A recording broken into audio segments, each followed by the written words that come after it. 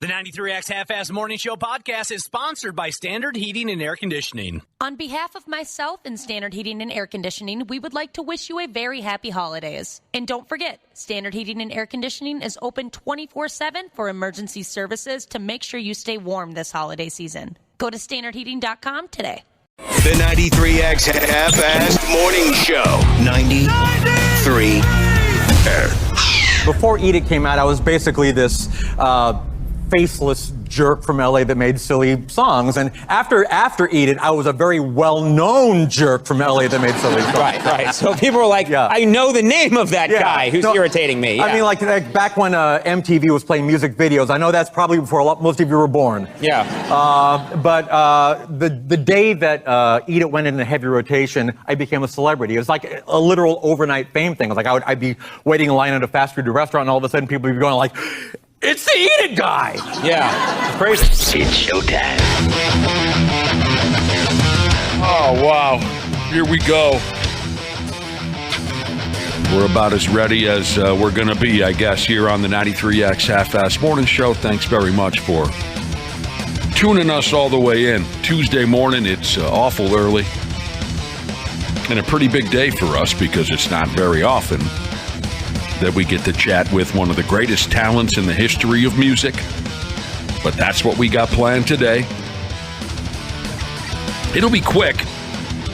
Don't expect us to hang around for near an hour like we did with Ric Flair a week ago or whatever it was. Gonna be quick. He's a very busy guy today, but around 8:30 this morning, we're expecting a telephone call from one of our heroes, Weird Al, F me running, Yankovic. If 4th or 5th grade me would know that we'd be talking to Weird Al someday, I think I would have passed. I wouldn't have made it to today. No, yeah. I would have just died a happy 4th or 5th grader. Weird Al's on one of those massive radio tours this morning to promote his new movie. God, I wish we could talk to him from the start of the show to the bitter end, but we're not that lucky. Well, these are usually the interviews you want to skip, where they give you just barely any time, but it's Weird Al, and you'll take any Weird Al you can get. Exactly. I bet he hates today. I would think so. I mean, and you hear more and more folks, celebrities or whatever, that talk about it's nicer. They like podcasts because it's a little more long form. You can actually get in a conversation, and it's not back to back the exact same question. Right. Yeah. Which is going to happen today because, unfortunately, we get 7 minutes with them, and it started at 8, and we thought, boy, that's not very much. And then yesterday they said, yeah, you're down to 7. They knocked us down to 7. But like you said, Josh, any opportunity to talk to Weird Al, hell, we'll take it. So he's going to be giving us a phone call sometime around 8:30. He's a genius. What a thrill, without a doubt. I mean, one of the most clever, funny guys in the history of entertainment. It's hard to even put into words how much I admire and respect that man. And you never heard anybody say anything bad about the guy. He just seems... Well, Coolio for a little while there, but outside of Coolio. Yeah, I guess that's true. May he rest in peace. It's so weird to hear you talk about him, like how you knew him when you were younger, because I had no idea he existed until I started working here. Don't ever say that out loud ever again. He just I never remember him being popular. That's on you, Ashley. I never remember hearing about him in middle school or high school. Maybe it just wasn't. He wasn't super big in the part of town I grew up in. I don't know. Oh, he was even massive when I was going through school. Yeah, I don't know what happened to you, Ashley, and we're not gonna bring that up again. He's just an all-time great, and there's a new movie ready to. It's not new. It's the movie that came out a while ago, but now it's on DVD, Blu-ray, things like that. Oh. The Daniel Radcliffe movie? Mm-hmm. It was on Roku. Yeah, Roku exclusive for a bit there. I watched it again yesterday. It's just absolutely fantastic. Roku, what else did you say? It was a Roku exclusive for a while. And I don't know that it's been anywhere else. I don't think it has. I don't have Roku, so now I'll have an opportunity to watch it. Oh, suddenly now this is all coming back to me. Yeah, it came out last year. Okay. I believe it was last year. That or early this year. I can't remember. You guys know I'm not the type of guy to know where these movies are happening. other than in the theaters, right? You know, I don't know. I don't understand all these different things you can do with your television at home. But I assumed it was brand new. But now that you're speaking about it, okay, now the guy from Harry Potter. So what is happening? What's the thing today? It's on Blu-ray and DVD and things like that. Oh, so he's promoting the sale. You can buy it today at a Best Buy or something like that. Right. Yep. Ah, for Christ's sake! Now you know where to get it. Yes, now I guess I know. And I mean, I'm looking forward to getting a chance to see this because all of this stems from that Funny or Die bit from how many years ago, right, Josh? Oh my God, I don't even know. It was forever ago with Daniel LaRusso. Daniel LaRusso. In the I'm thinking of something. I'm getting that confused with something else. But yeah, the weird. You're the weird one. That I got to play that, dude. I don't know how many years ago this was, but a website called Funny or Die put together this fake movie trailer called Weird. If I'm not mistaken, was it Aaron Paul who portrays Weird Al in this fake movie trailer? This has got to be over a decade ago. Looks like it came on 2010. Yeah. God help us. And I'll admit, the first time I watched this fake trailer about a movie about Weird Al Yankovic's life, I cried. Well, I thought it was real. I was told, hey, look at... Somebody said, hey, this is coming out. Take a look at this. And I thought, this is incredible. I can't wait. I was so excited. I thought it was real as well, that I got emotional while watching the trailer. Because I thought, oh my damn, this is going to be so flippin' amazing. And then it became apparent that it was a joke. But if I'm not mistaken, that's how this whole thing got started.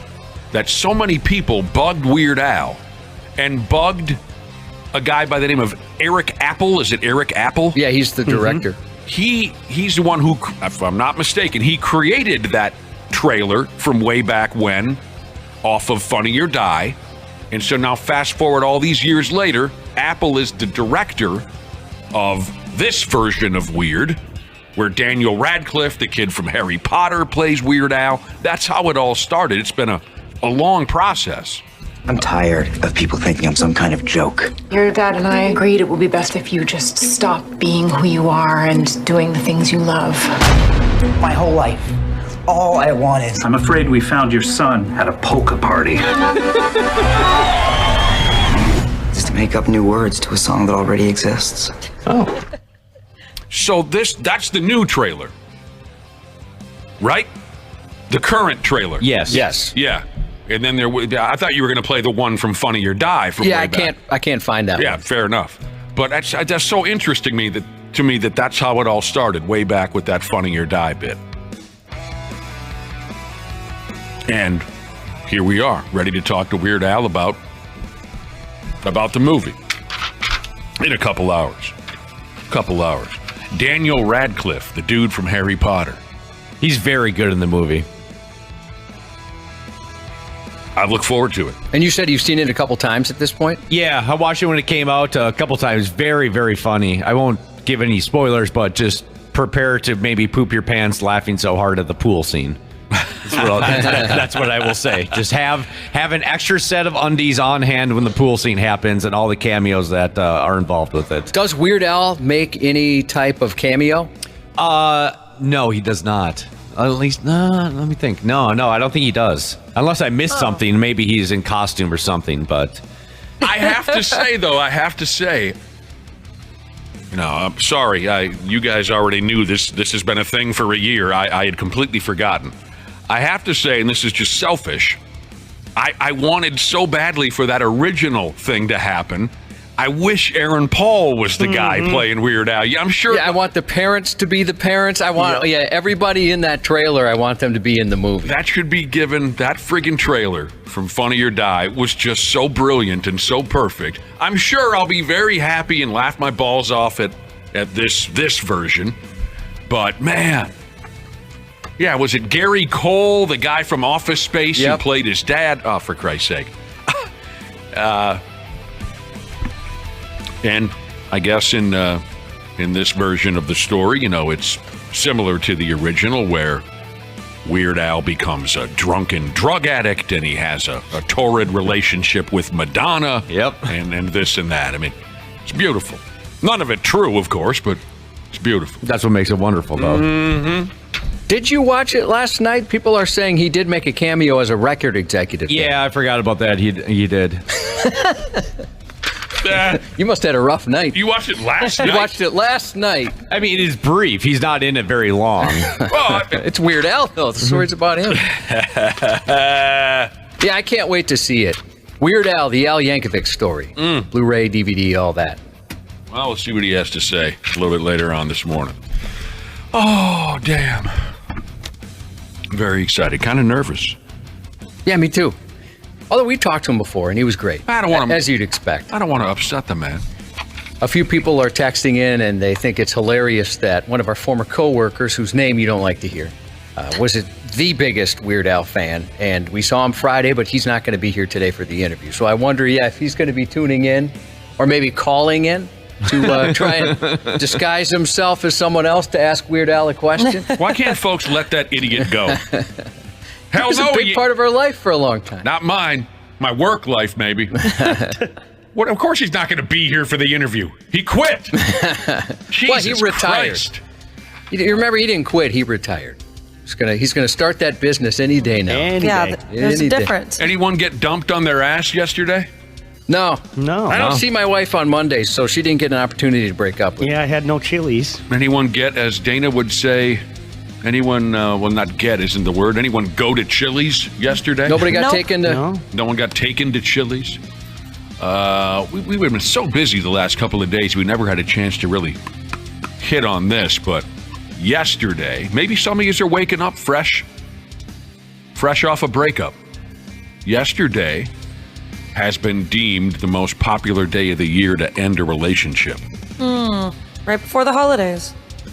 That's what they say. But not too close. Right. Where Yep. it's callous. Right. It's Give him a couple weeks notice. Yeah, right before they might have purchased you a present for Christmas. It's far enough after Thanksgiving and early enough before Christmas. Exactly. Yeah, it's like Yeah, right you're in the right. middle there. It is kind of the sweet spot, isn't it? According to some kind of data, researchers that hang around on social media and whatnot discovered that this December 11th, yesterday, was the busiest day for getting dumped on your ass. And these experts in whatever, I don't know how you become an expert on such a thing, but the folks who piled up the numbers, they say the reason for relationships ending 2 weeks before Christmas has to do with a combination of the stress of the holidays and the sudden realization is how you say it, the sudden realization where you say to yourself, do I really want this person to meet all my family and friends? So I guess the assumption is that, you haven't taken that step yet. Yeah, and it'd be more weird if you know you're going to break up with them. They go meet everybody, and then you break up with them immediately. Yeah. But you guys are right. There's more people to explain it to. Yeah, you don't want to have to do that. Even simpler, a simpler way to put it, like you guys said, there's a little bit of cushion there before Christmas. December 11th, there's a little more cushion there before Christmas to where it's not too callous, too mean of a move to gas somebody on December 23rd or something like that. You know what I mean? You give it some time. Younger people, I guess, like to dump significant others earlier than December 11th. Some people refer to it as the turkey dump. Younger high school and college age couples break up. Oh, okay. They end up dumping each other over Thanksgiving break. They come back home from college and they say, look, this isn't working. Before you go back to your college and I go back to my college, let's just end this because, I'm over here, you're over there. What's the point of hanging on to this relationship? Turkey dump. Let's end this charade. We're both hooking up with other people at our respective colleges right now. Yeah, and then you got right before the 1st. You know, everybody wants to start the new year with a clean slate, maybe get out of a relationship that's just not working for them anymore. Have you guys had a significant relationship end around any of these milestones? And maybe you didn't even really realize the reason why. You know what? No, Josh. Oddly enough, I think there has been a pattern in my life to where my relationships, and plenty of them, have ended. I've had plenty of them that went away. Always around the end of summer, beginning of fall. For whatever reason, there has been that pattern where my relationships have ended around that time period. I did have one relationship end 2 weeks before Valentine's Day. Fair enough. Were you dumped or? Yeah, you were dumped. If you got to think about it. Mutual split. Huh? Mutual split. Well, that's the way you spin it. I don't know if you go, then you're not so sure. I mean, if it was... she cheated on me, you know. Yeah. And then I ended it there. She did cheat on you, didn't she? Yeah. Yeah, and I don't like that. You know, you had to return all the Valentine's Day gifts. You had to cancel reservations. You had already had all those things planned 2 weeks in advance of how do you call the holiday again? Oh yeah, Valentine's Day. You more than 2 weeks ahead of time. You had reservations made and presents bought. Yep. That's sweet. Sucker. I guess now it's like a lot of those restaurants, especially on Valentine's Day, if you want it on that day. And like a good dinner time, right? To do it. You were really in love, huh? Yeah, I did. Yeah, I liked her. You were. Wait. Well, were you in love? Right? Were you in love? Though? Well, Wapple falls in love in about 10 minutes, but you were sold on that chick. Is that fair to say or no? Yeah, at that time. Well, yeah, we know you're not into her now. Mm-hmm. Oh, you're getting nervous. Yeah, we're just saying back then. Well, she cheated on you, but you're still calling it an amicable split? Well, she still wanted to be together, but I was like, nope, goodbye. Oh, man. I guess I broke up with somebody like 2 weeks before Valentine's Day, but I didn't think about that at all. I guess it wasn't top of mind. You're more following Weird Al's career at the time. Yeah. I do remember, though, that was... like when we were breaking up, he was like, what are we going to do about Valentine's Day? I was like, I don't know. Not celebrate it together? Not be with each other? I definitely did that move in high school where I break up with somebody right before Christmas just to avoid getting them a gift. And then getting back together with them after the Christmas season ended. I know. I'm not proud of it. I'm just meaning it happened. So they mentioned they check Facebook, right? When they do these studies, they're seeing the status. How quick are you, and now I know Ashley and Dana, you're both very prolific on social media. How quick are you to update your relationship status on there? A while. Oh, I haven't done that in a long time. Yeah. Well, when you were going through a divorce, like how quick when did you guys said, hey, we're gonna end this marriage? I don't even know if we even had it set that we were married on Facebook. People kind of stopped updating their relationship status on Facebook a long time ago. It took me a couple months. Did you? Okay. Yeah, just because... For your divorce? Yeah, because I don't know. It just wasn't top of mind, really, and then... You didn't switch it to it's complicated? No, I oh my love gosh. that move back in the day. No, we deleted each other on Facebook, so it kind of takes care of that for you. It just, deletes that. I always thought that was interesting when... folks will put it's complicated. I loved that. You just kind of leave a little mystery there. Hey, you're begging for someone to ask you what do you mean it's complicated? When I've seen that, it was always when I was younger in middle school. Have you guys ever seen a grown adult person change their relationship status to that? Just in college. I never. I was on Facebook for a while. I never noticed that portion of the gimmick. I never noticed the whole. Yeah. So my answer would be yes, because the only time I was on Facebook was the first year it was out. Or maybe first 2 years, so I was an adult. And yeah, I used to see that. That's how I knew it was a thing. That's bizarre. I do love when you see, so you had your friends together and, they were with their wife. And then all of a sudden, both their Facebook profiles are deleted. And then they come up with a new Facebook profile. The joint one? The joint account. So someone cheated in the relationship. Somebody did something. Yeah. And now they need to watch what's happening. Barsaw Jesus said his ex-wife changed her status to single and her name to her maiden name 45 seconds after I told her I wanted a divorce. It's not wasting any time. Isn't that crazy? Respect. Isn't that crazy that these days the first thing that some people think of when they have a traumatic or what would be like any milestone or anything that would be click-worthy in your life. Any significant moment in people's lives, the first thing they do is turn to social media. That's a friggin' sickness is what it is. That's pathetic. Wisconsin Railroad Jesus said, take it easy. It only took Ashley a few months to get married and divorced. So that makes sense why it would only take you a couple months to change that on Facebook. Yeah, I changed my name right away, though. You did? Yeah, Back absolutely. to your maiden name? Oh, yeah. You gotta make sure you get on that social media right away so my friends know what's going on. God help us. There you go. What else is going on today? Tuesday. Big chat with Weird Al coming up a little bit later. I haven't seen any texts yet from anybody saying that they were dumped yesterday on the most popular breakup day. That's good. Yeah, there's a couple who were Monday? dumped recently, but not yesterday. That would suck. I'd be so angry if I got dumped on a Monday. Really? Why? Like, you couldn't wait until Friday? Why do you gotta the rest of the work week? I gotta deal with this? Friday would suck, because then all weekend you'd be like, God, this sucks. Well, see, Wapple's a God, this sucks guy when a breakup happens, where Ashley's like, where's the liquor and the penis? You know what I mean? How do I get over this? You have different approaches. Everyone mourns differently, you know?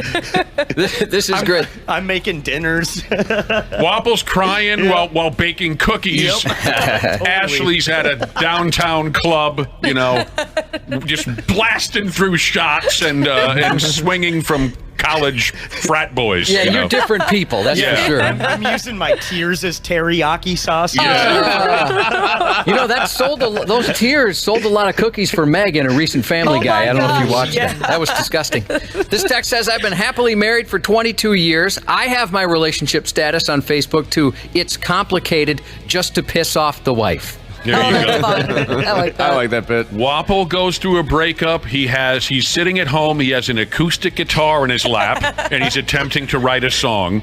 All he has written so far is "I miss you." Ashley, just over and over and yes, over. Ashley is at the Vikings training camp facilities Yes. with a bottle of JD and a hotel room key. I'm just trying to hand it to anybody. Right.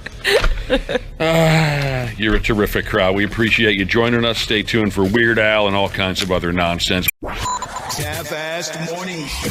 They're loud, they lose control, they do their little circus act. They're a nuisance. 93X. Grace here, customer service rep at Standard Heating. I'm proud to work for a company that understands and takes care of our fellow Minnesotans. Our weather here can be a little unpredictable and even extreme. That's why we've been here for 93 years and counting, to keep our community safe and comfortable. On behalf of myself and Standard Heating and Air Conditioning, we would like to wish you a very happy holidays. And don't forget, Standard Heating and Air Conditioning is open 24/7 for emergency services to make sure you stay warm this holiday season. Go to standardheating.com today. We're all juggling life, a career, and trying to build a little bit of wealth. The Brown Ambition podcast with host Mandy and Tiffany the Budgetnista can help. Ultimately, I'm not expecting that you know how to do everything, but I am expecting that you are willing to learn. You can't be in the passenger seat when it comes to your career. No. You can't expect your manager to teach you every single thing. If you're falling behind in a skill, like finding a way to get caught up without just telling your boss, like, I don't get it. Brown Ambition. Wherever you listen. Stupid news on the Half-assed Morning Show.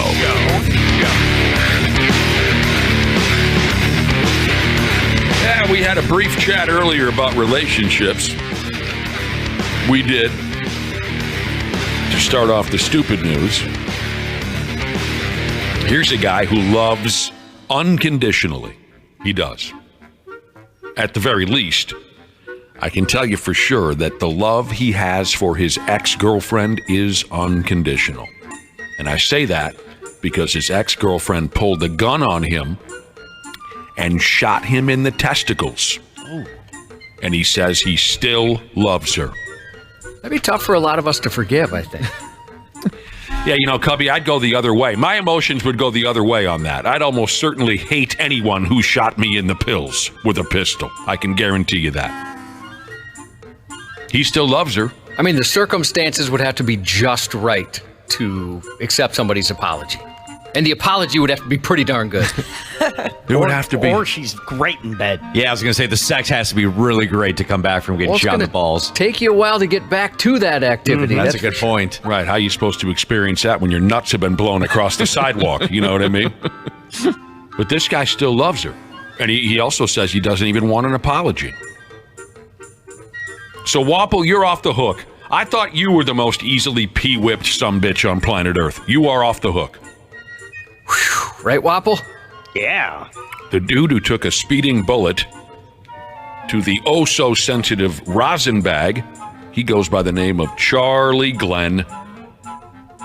His ex is a gal named Tanya Nestor. Now, Tanya is in pretty big trouble with Ohio law enforcement for this, but she's not in trouble with Charlie. Charlie told the local news that he and Tanya were going for a walk together a few days ago. And he said this here, he said, she wanted to take a walk with me, and I found out she had a pistol with her. She said it was a pellet gun. And I said, well, let me see it, because I'm not going anywhere with you if you've got a gun. And that's when she pulled it out and shot him in the nuts.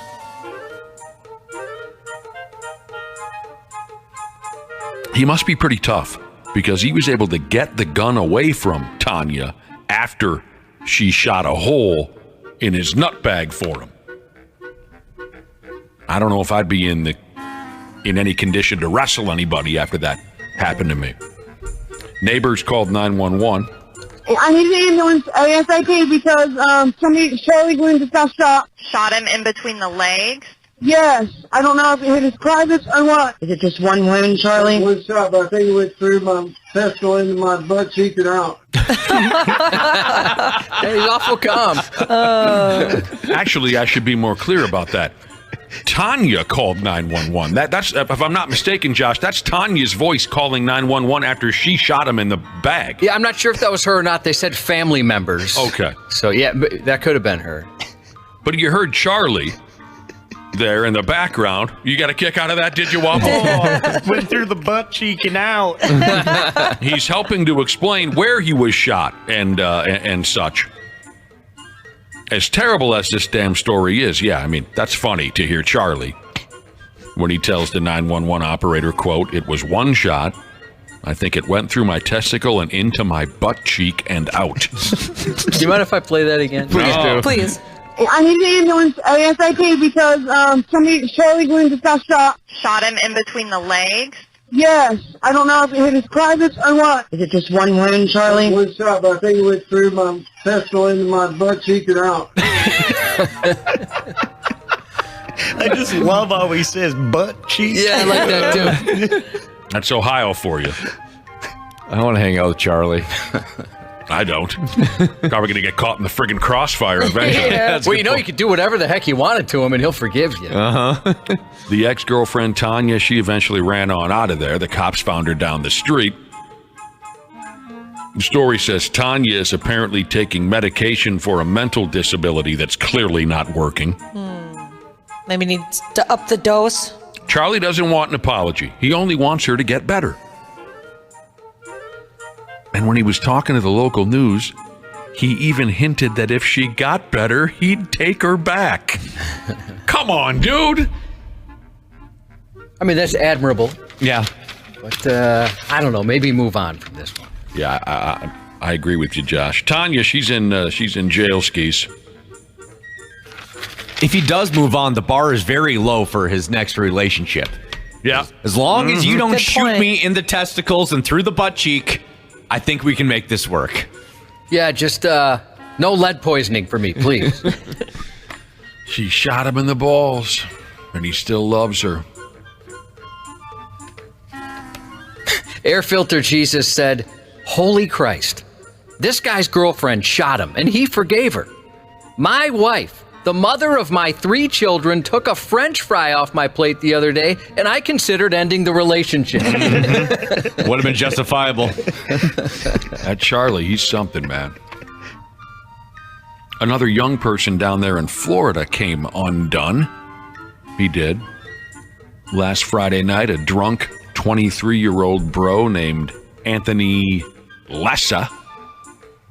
He went completely nuts out front of a restaurant, a place called Rick's Reef in St. Petersburg, Florida. First off, he was throwing gator nuggets at people. And when I first read that, I assumed gator nuggets meant alligator turds, but that's not it. What they mean by gator nuggets is like what you might eat at the state fair from the gator booth that they have over there, like chicken nuggets, only made out of, dead alligators. I have yet to try gator. It's very good. Tastes like chicken. I wonder if they have gator nuggets. That's what I hear. I think it tastes more like fish. But anyway, I had a long addiction to the gator booth at the state fair. I had to swing by that sumbitch year after year after year. Haven't been there in a few years. Still good. For no real reason, but yeah, I thought it's more fishy tasting, but it depends on who you are. Mm-hmm. So I just watched the other guys again last night, and now I've got Gator on the mind from the... oh, yeah. The past of Will Ferrell's character. When he was Gator, he was a rough character. Boy, did he treat his hot wife poorly. I love that. I think he had didn't he have some kind of a motto where Gator's hose better be using Jimmy's? Yep. Oh, yeah. So dude's firing gator nuggets, this 23-year-old kid in Florida. He's firing gator nuggets at anyone who crosses his path out front of this restaurant. He's pissing folks off. His next move was something you don't get a chance to see often. He went ahead and sexually molested a manatee mannequin that the restaurant has standing out front the joint. Oh. The manatee mannequin is just as adorable as a real-life manatee. The manatee mannequin is wearing a T-shirt that says, "Did someone say tacos?" I love that. Great shirt. That's so cute. It's very cute, isn't it, Josh? Yeah, I love it. So, I'm not sure what level of molestation that this mannequin had to endure from this drunk derelict. I have no specifics on that, but word is it grossed most folks out who were lucky enough to be there to see it. Dinkus ran away. Cops found him down the street at a nearby hotel. They found him at a nearby hotel where he was yelling and cursing at everyone. He was beyond hammered. When the cops finally cuffed him, he kept asking why he was being arrested. What did I do? And here we go. You saw the statue. Do you blame me? Here we go. This is the part I think you'll really like. The smokinggun.com website looked on the internet to get more information on this dude, to get to know him a little bit better. What was his name again? Anthony Lessa. They say 23 years old. They say this effing dude is currently a student pilot who's attending flight school. Yeah, I wonder. That's upsetting. Yeah. Wonder if that's going to change. Hopefully. You humped it. You humped a manatee, bruh. Oh yeah, that was one of those. Seeing that manatee mannequin out front of that joint. That's great work on their part. I don't know, I guess great advertising. I don't know what term you would use. All I'm trying to say here is if I'm walking down the street and I see that manatee mannequin wearing a shirt that says, "Did someone say tacos?" I'm likely to walk into the joint. How could you not? I checked social media. I expected a the Hugh manatee joke from somebody. Not one. Not one. Wow. Huh? I expected it just be blown up with that. Very similar to where at one point in my life I found myself in Costa Rica. You guys ever been down over there? No. Yeah, it's nice. I wouldn't do it again because I can't stand airplane rides. But anyway, I was in Costa Rica and we're walking down the street and we passed a restaurant. We passed a restaurant that was called Nachos the Size of Your Ass. Oh, you're going in. Nachos the Size of Your Ass. I had to walk in. And they got a good $100 out of me before the night was over. You don't even like did you? nachos. I know that you much. don't like. I was going to ask, did anybody order them? Did you see how big they were? Yeah, we must have ordered some nachos. This was a long time ago. I don't remember. So it must not be big enough where you thought, wow, I can see why they have the sign. God dang it, I can't really remember. It was just a sign out front, a restaurant called Nachos the Size of Your Ass. Look the place up. Maybe it's still there. I think it was San Jose, the name of the town we were in Costa Rica. All I know is they serve big, tall beers. I went through a pile of those, had a good time. Oh, nacho regrets? No, nachos the size of your ass. That's what it says, nacho regrets. Nachos as big as your ass. I never noticed the first part of the title. Understandable. Nachos regrets? Nacho regrets. That's stupid. The first half of the title sucks. The second half, very clever. Grippy Socks Jesus texted in, for someone who hates to travel, Nick sure does get around. Well, I used to, yeah. I used to. Whoa, that plate of nachos is huge. Is it bigger than your ass? Oh my God, yes. A meal for two, an appetizer for the table. Yeah, there's no way Nick would eat this. No, I'm generally not a nachos guy. Cubby, tell him now. I try not to hate. Oh, heck yeah, you don't like to hate. I don't like to hate, but it's difficult at times when you see what we've become. Here's a guy in completely stupid Florida. He got arrested the other day for shooting up a Christmas parade. Come on, man. Luckily, nobody got killed. Nice. He's a 43-year-old bag of a-holes named Douglas Moore. The story says he lives near where a town called Middleburg was throwing a damned Christmas parade. And he became, quote, agitated by the parade festivities. And so he decided to fire a weapon multiple times where parade goers were hanging around. You're just nothing more than a sick maniac if you do something like that. That's insane. A cop working the parade heard the gunshots, and he called in everybody. And they got this prick bastard.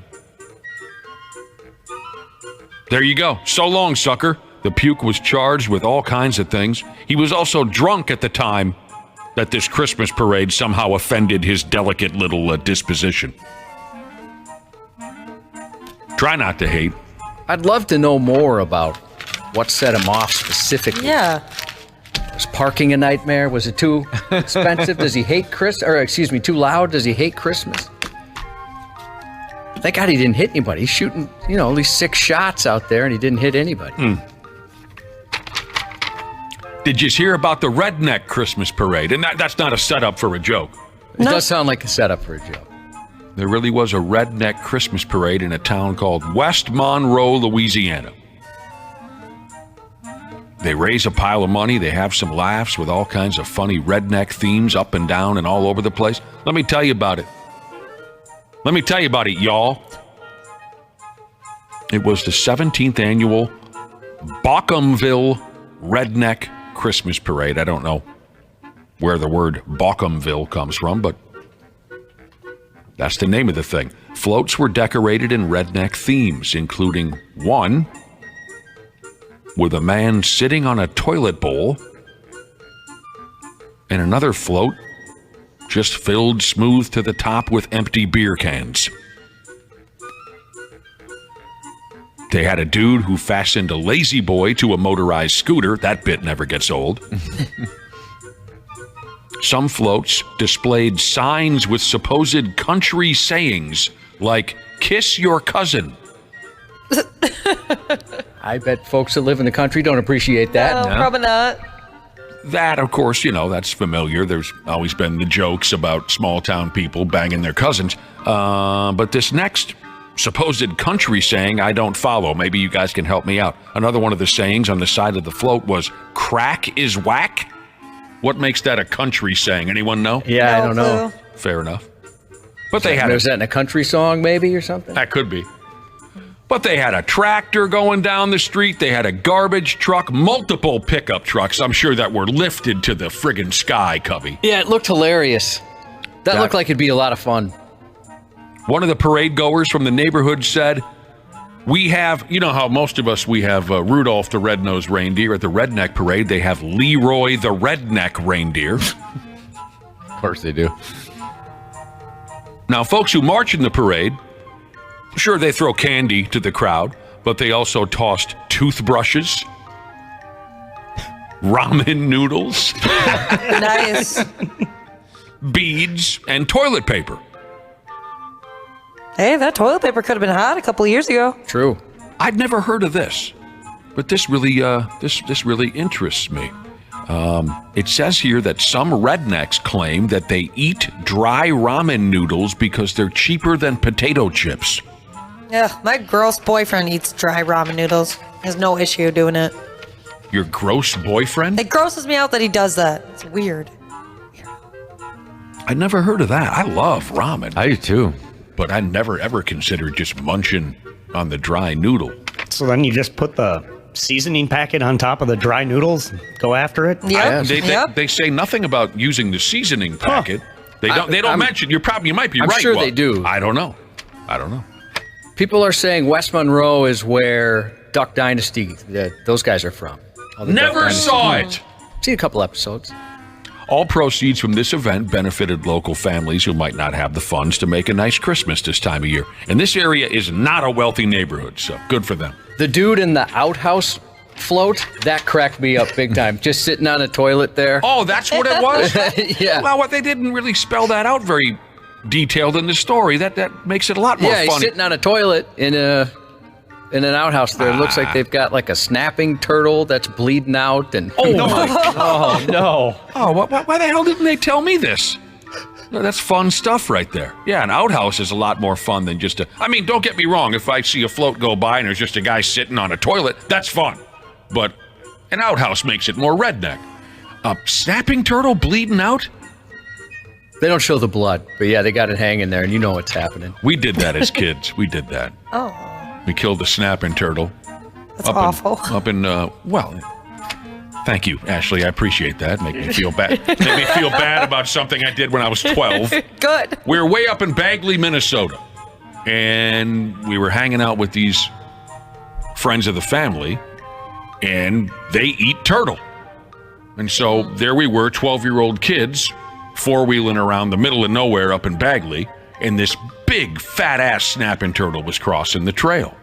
And so we took it back to the cabin, which was an adventure in the first place. Yeah, that sounds sketchy. I did not want anything to do with that sumbitch. You guys know that I'm terrified of those bastards, and it went, way back before I was 12 years old. They're mean. They are. Yeah. They can do some damage. Take a finger off of you. They're like 1,000 years old. I hate them. They're prehistoric bastards. But anyway, so I've been scared of them since I was a tiny little kid. So here I am, 12 years old. Here's this big snapping turtle crossing the path.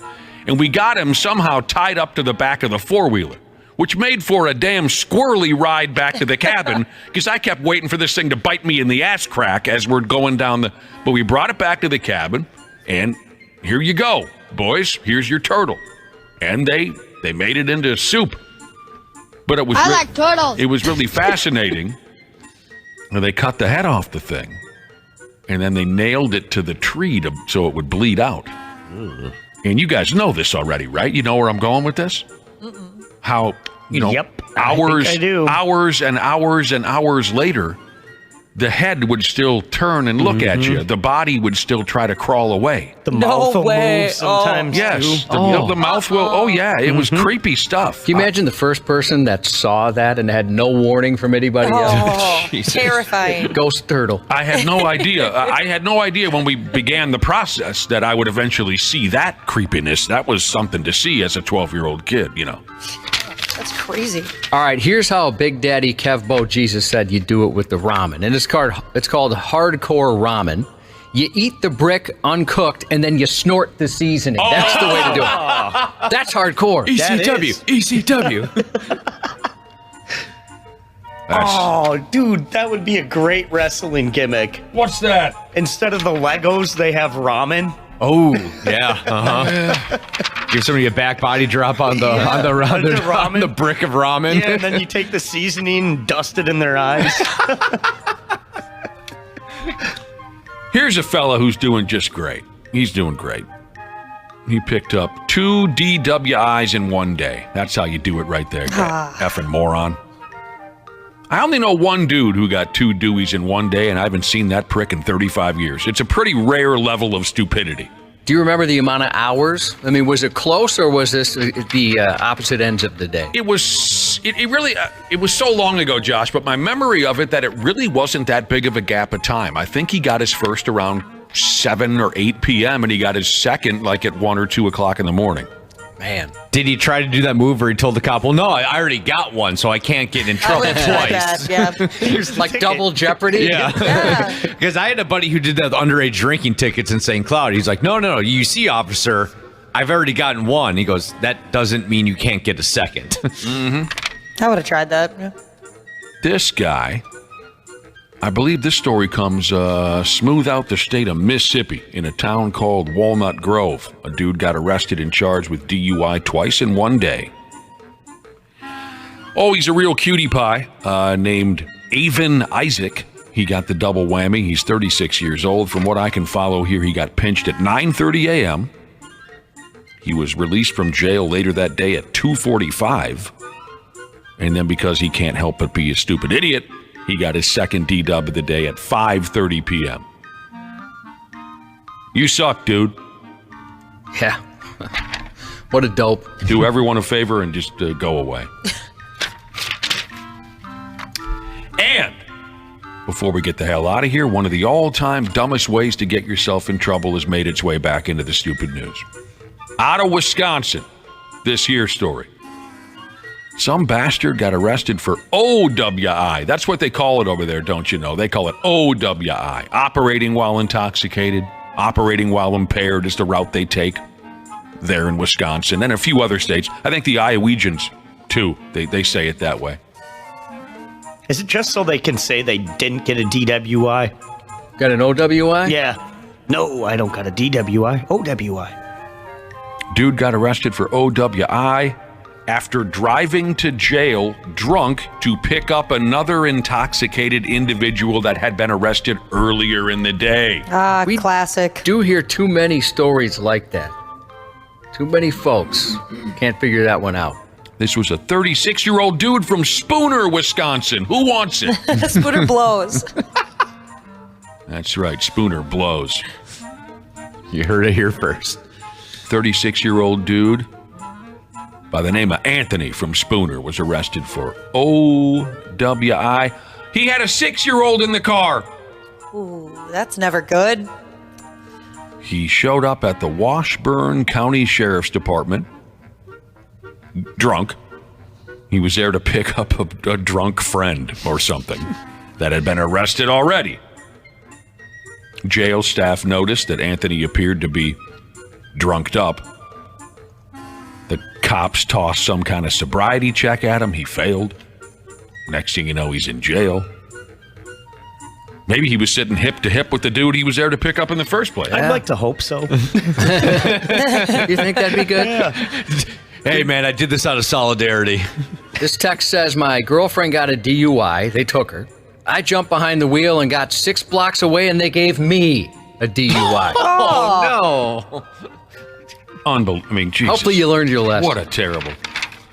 The 6-year-old in the car, by the way, was turned over to a more sober family member. That's good. Someone who was a little more sober. That's the way to do it. Poor kid. Less drunk. You're not all the way sober, just a little bit more.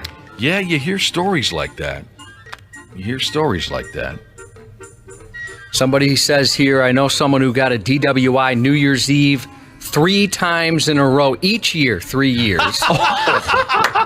He was warned every time he left the party, drove anyway. 3 years in a row, he said. A tradition unlike any other. Yeah, that's a great way to start your year. Let's hope he stops the streak. Good Lord, man. Just get a case of beer and sit at home. Happy New Year's. Here's a $15,000. It really is. I mean, it's some of it's very funny, of course. You can't help yourself. But at the same time, it's really frightening how many folks out there they just cannot figure it out. Can you get like an Uber gift card? That'd be a good present for them. Yeah, I'm sure you can. Yeah. It is ridiculous in 2023 how so many people still get D-dubs with like how many ways there are for you to not have to drive. Make a phone call, Wapple, on that Uber gift card. I bet that's a thing. That's a great idea. Give that. Oh, it definitely is. I've gotten them before. And a lot of You've gotten an Uber gift card? Yep. Oh yeah, there we go. Never heard of it. You can get them at Target. What? Well, And a lot of times, there'll be, let's say, like a Budweiser or somebody will sponsor a sober bus or something like that to help people around the holidays or around big drinking events. St. Patrick's Day and stuff. I see that a lot. Jesus Christ. I mean, I've had my moments of foolishness, don't get me wrong. But I don't mess with drinking and driving at all. If I'm even close to thinking that I'm impaired, F it. I've only done it once, and it was an accident where we've mentioned that this same thing happened to you, where the next morning on my way to work after drinking the night before, I didn't know you could still be drunk. And halfway through my drive, I realized, I think I'm still affected from last night. I had no idea that could happen. I thought if you slept it off, you were good the next. I mean, how dumb.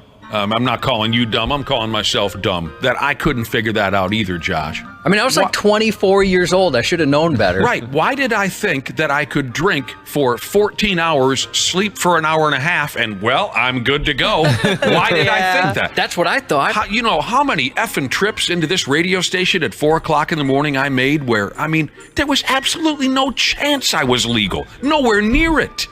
I probably would have been, when you really score high, it probably would have been a felony, damn. Is that what they call it when you blow like a 3 something? I mean, I don't know what that level is, but it's up there, It would have been the more serious charge. Why did that never dawn on me? Like you said, you're a grown person. Maybe someone out listening didn't know that either. Maybe you didn't know. I would think people are smarter than the two of us were back then, but I was floored. And I felt so stupid. Well, of course you could still be drunk. Yeah. It's only been a handful of hours.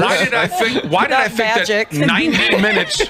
Why did I assume that 90 minutes of sleep wiped away a case and a half of hams? Yeah, you know what I mean? I thought it was like an alcohol etch-a-sketch. It's just shaking, you start all over. Right, exactly. That'd be cool if that was true. Sports on the 93X Half-Assed Morning Show. The negative impact is that it's all young men. And I dovetail that with Pew Research, which says that 63% of young men are single. And that's the highest it's ever been. And 50% of those young men have no interest in dating, not even casually. And 30% of young men say they have not had sex in over a year and don't seem to care. I'm looking forward to running that by Randy Shaver a little bit later. He's a big sports gambler, a big degenerate at the sports books. There's some information going around that a lot of dudes these days are not interested in relationships. They're not interested in sex. They just want to gamble. They just want to make sports bets. Right, and they're saying... I think I hit that correctly, didn't I? Yeah, so her point is it's going to affect the housing market because men aren't going to be married and having families. They're not interested in having sex. And also they're spending all their money on gambling, sports betting to be specific. Right. And so they don't have the money to purchase a home. Jesus balls. All right. Is she serious? That's ridiculous. No one's ever gotten herpes from a 14 parlay. Hey, I got $50 on the Spurs. I can't have sex with you tonight. Right. That's. I want to see what Randy has to say about that. He loves to place his bets on the ball games. Hey, real quick, I want to clarify a couple of things. Earlier in the stupid news, we were talking about a redneck parade, and there was a slogan that was popular, I guess, at this redneck parade down in Louisiana. The slogan was "Crack is whack," and we were all wondering, well, what does that have to do with redneck living or country living? People texted in and said it's a reference to ass crack hanging out the back of your pants. Oh, yeah, okay, I've heard that reference before. Okay, fair enough. We got that straightened out. Yeah, we should have come up with that. And then we also talk about how apparently rednecks like to eat dry ramen noodles. They snack on dry ramen noodles instead of potato chips because the ramen noodles are less expensive. And we were all more or less foreign to that. One of our listeners said that they eat dry ramen noodles, and what they do is they take that chunk of pasta, if that's what it is, dry out the bag. they lick it, and then they dip it in the dry flavor dust thing. Oh, so it sticks better. Okay. Right? The dry, what do you call that? The dry Seasoning? Yeah. That's the word I couldn't find. It's like Fun Dip. Yeah. They lick the dry noodles, dip it in the seasoning, and then they chomp on down. I don't think I'll go that route. I think I'll go ahead and boil it and pour the... But that's how some folks operate. Timberwolves playing out on the road. Speaking of Louisiana, Rednecks, they were playing on the road in Louisiana last night, and they just couldn't find a way to stop that Zion Williamson's big ass. He scored 36 points. Pelicans beat the Wolves. Golden Gopher basketball plays at the Barn tonight. Tell you more about that when Randy Shaver joins us in about a half hour. So does Janel Klein, by the way, joins us in a half hour. I didn't see any football. Willi Myles. Oh, sorry. Willi Myles I forgot to see Willi Myles going to be here. Yes. Our comedian friend. Yes. I didn't see any football last night. From what I understand, though, there were a couple of upsets. The Miami Dolphins got beat by Tennessee. Green Bay lost to the usually piss-poor New York Giants. We'll cover all that in better detail when our guests get here. Josh's News is coming up next. Half-assed morning show. They're loud, they lose control, they do their little circus act. They're a nuisance. 93X. Grace here, customer service rep at Standard Heating. I'm proud to work for a company that understands and takes care of our fellow Minnesotans. Our weather here can be a little unpredictable and even extreme. That's why we've been here for 93 years and counting, to keep our community safe and comfortable. On behalf of myself and Standard Heating and Air Conditioning, we would like to wish you a very happy holidays. And don't forget, Standard Heating and Air Conditioning is open 24/7 for emergency services to make sure you stay warm this holiday season. Go to standardheating.com today. Welcome to Talkville, the ultimate Smallville rewatch podcast. Title Crisis aired March 3rd, 2004. Director Kenneth Biller. He was a weird guy. He was talented and I liked him, but he was a weird fella. The production loved him. The cast, Ken, if you're out there, I'm sure we get along. A lot of these people, I don't want to call them pawns, but in a TV production, even directors are a lot of times pawns. Jump in now or catch up on any of the past seasons of Talkville on YouTube or wherever you listen. Half-assed morning show. 93X. We heard there's some crazy dude running around with a machete. He's swinging a knife at people. Said it seemed to be a very angry, probably disturbed man. Philadelphia police on Friday said they were searching for the person behind a series of random machete attacks in a popular park. The random nature of the violence concerned police, who stepped up patrols. 2 people sustained injuries in the November attacks in northeast Philadelphia's Pennypack Park. The first attack happened 8:15 a.m. November 22nd, when a runner warned a bicyclist they were approaching from behind. That bicyclist responded by attacking with a machete, slashing the victim's arms and hands.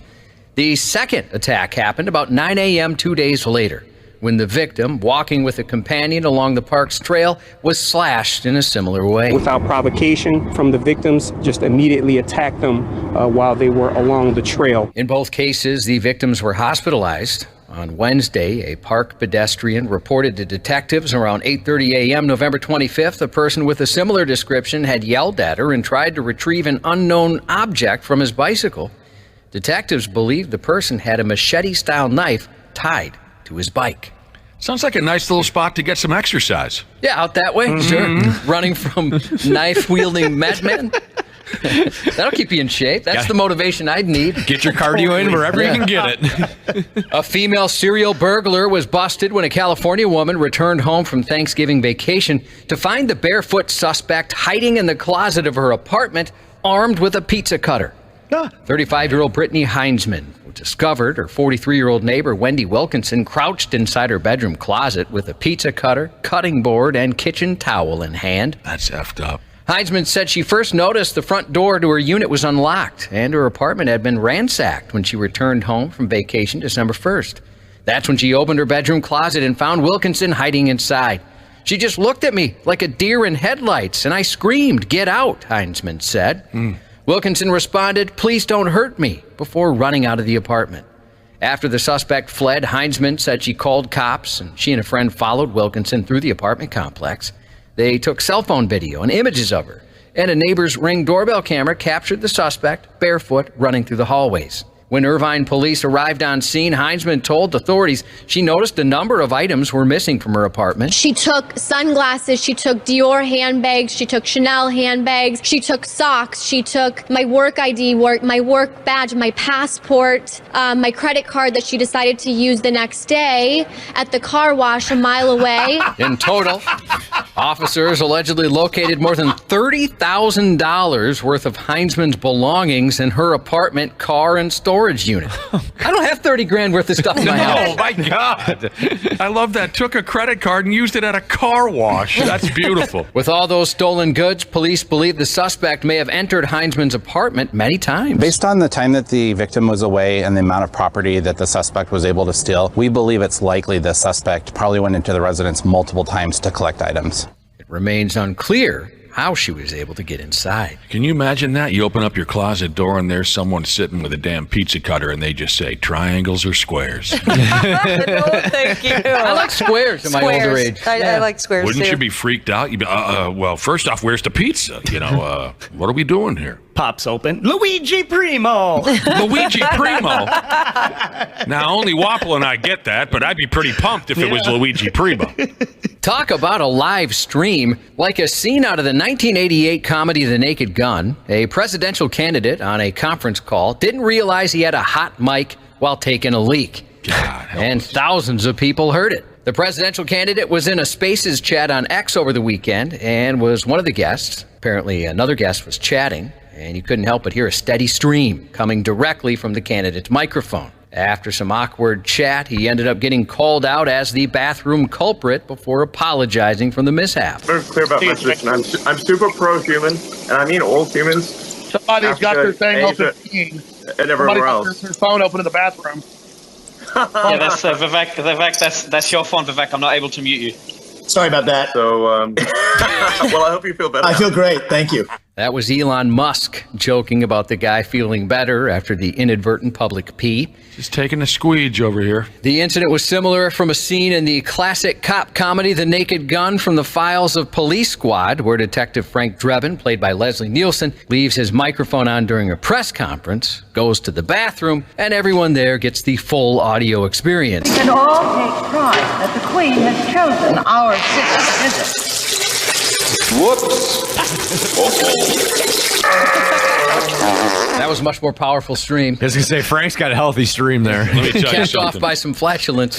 One of the most riotous movies I've ever seen in a theater. I remember the day that we went to see that in the theater, and we were just roaring, absolutely roaring from start to finish. What a brilliant movie. That scene was so good. Luckily, there wasn't any video with the presidential candidate's conference call, and he said he'll keep a better eye on the mute button next time. A woman was accidentally shot Saturday night at a Longhorn Steakhouse in North Carolina. 6:47 p.m. Goldsboro police were dispatched to the restaurant in reference to a shot being fired.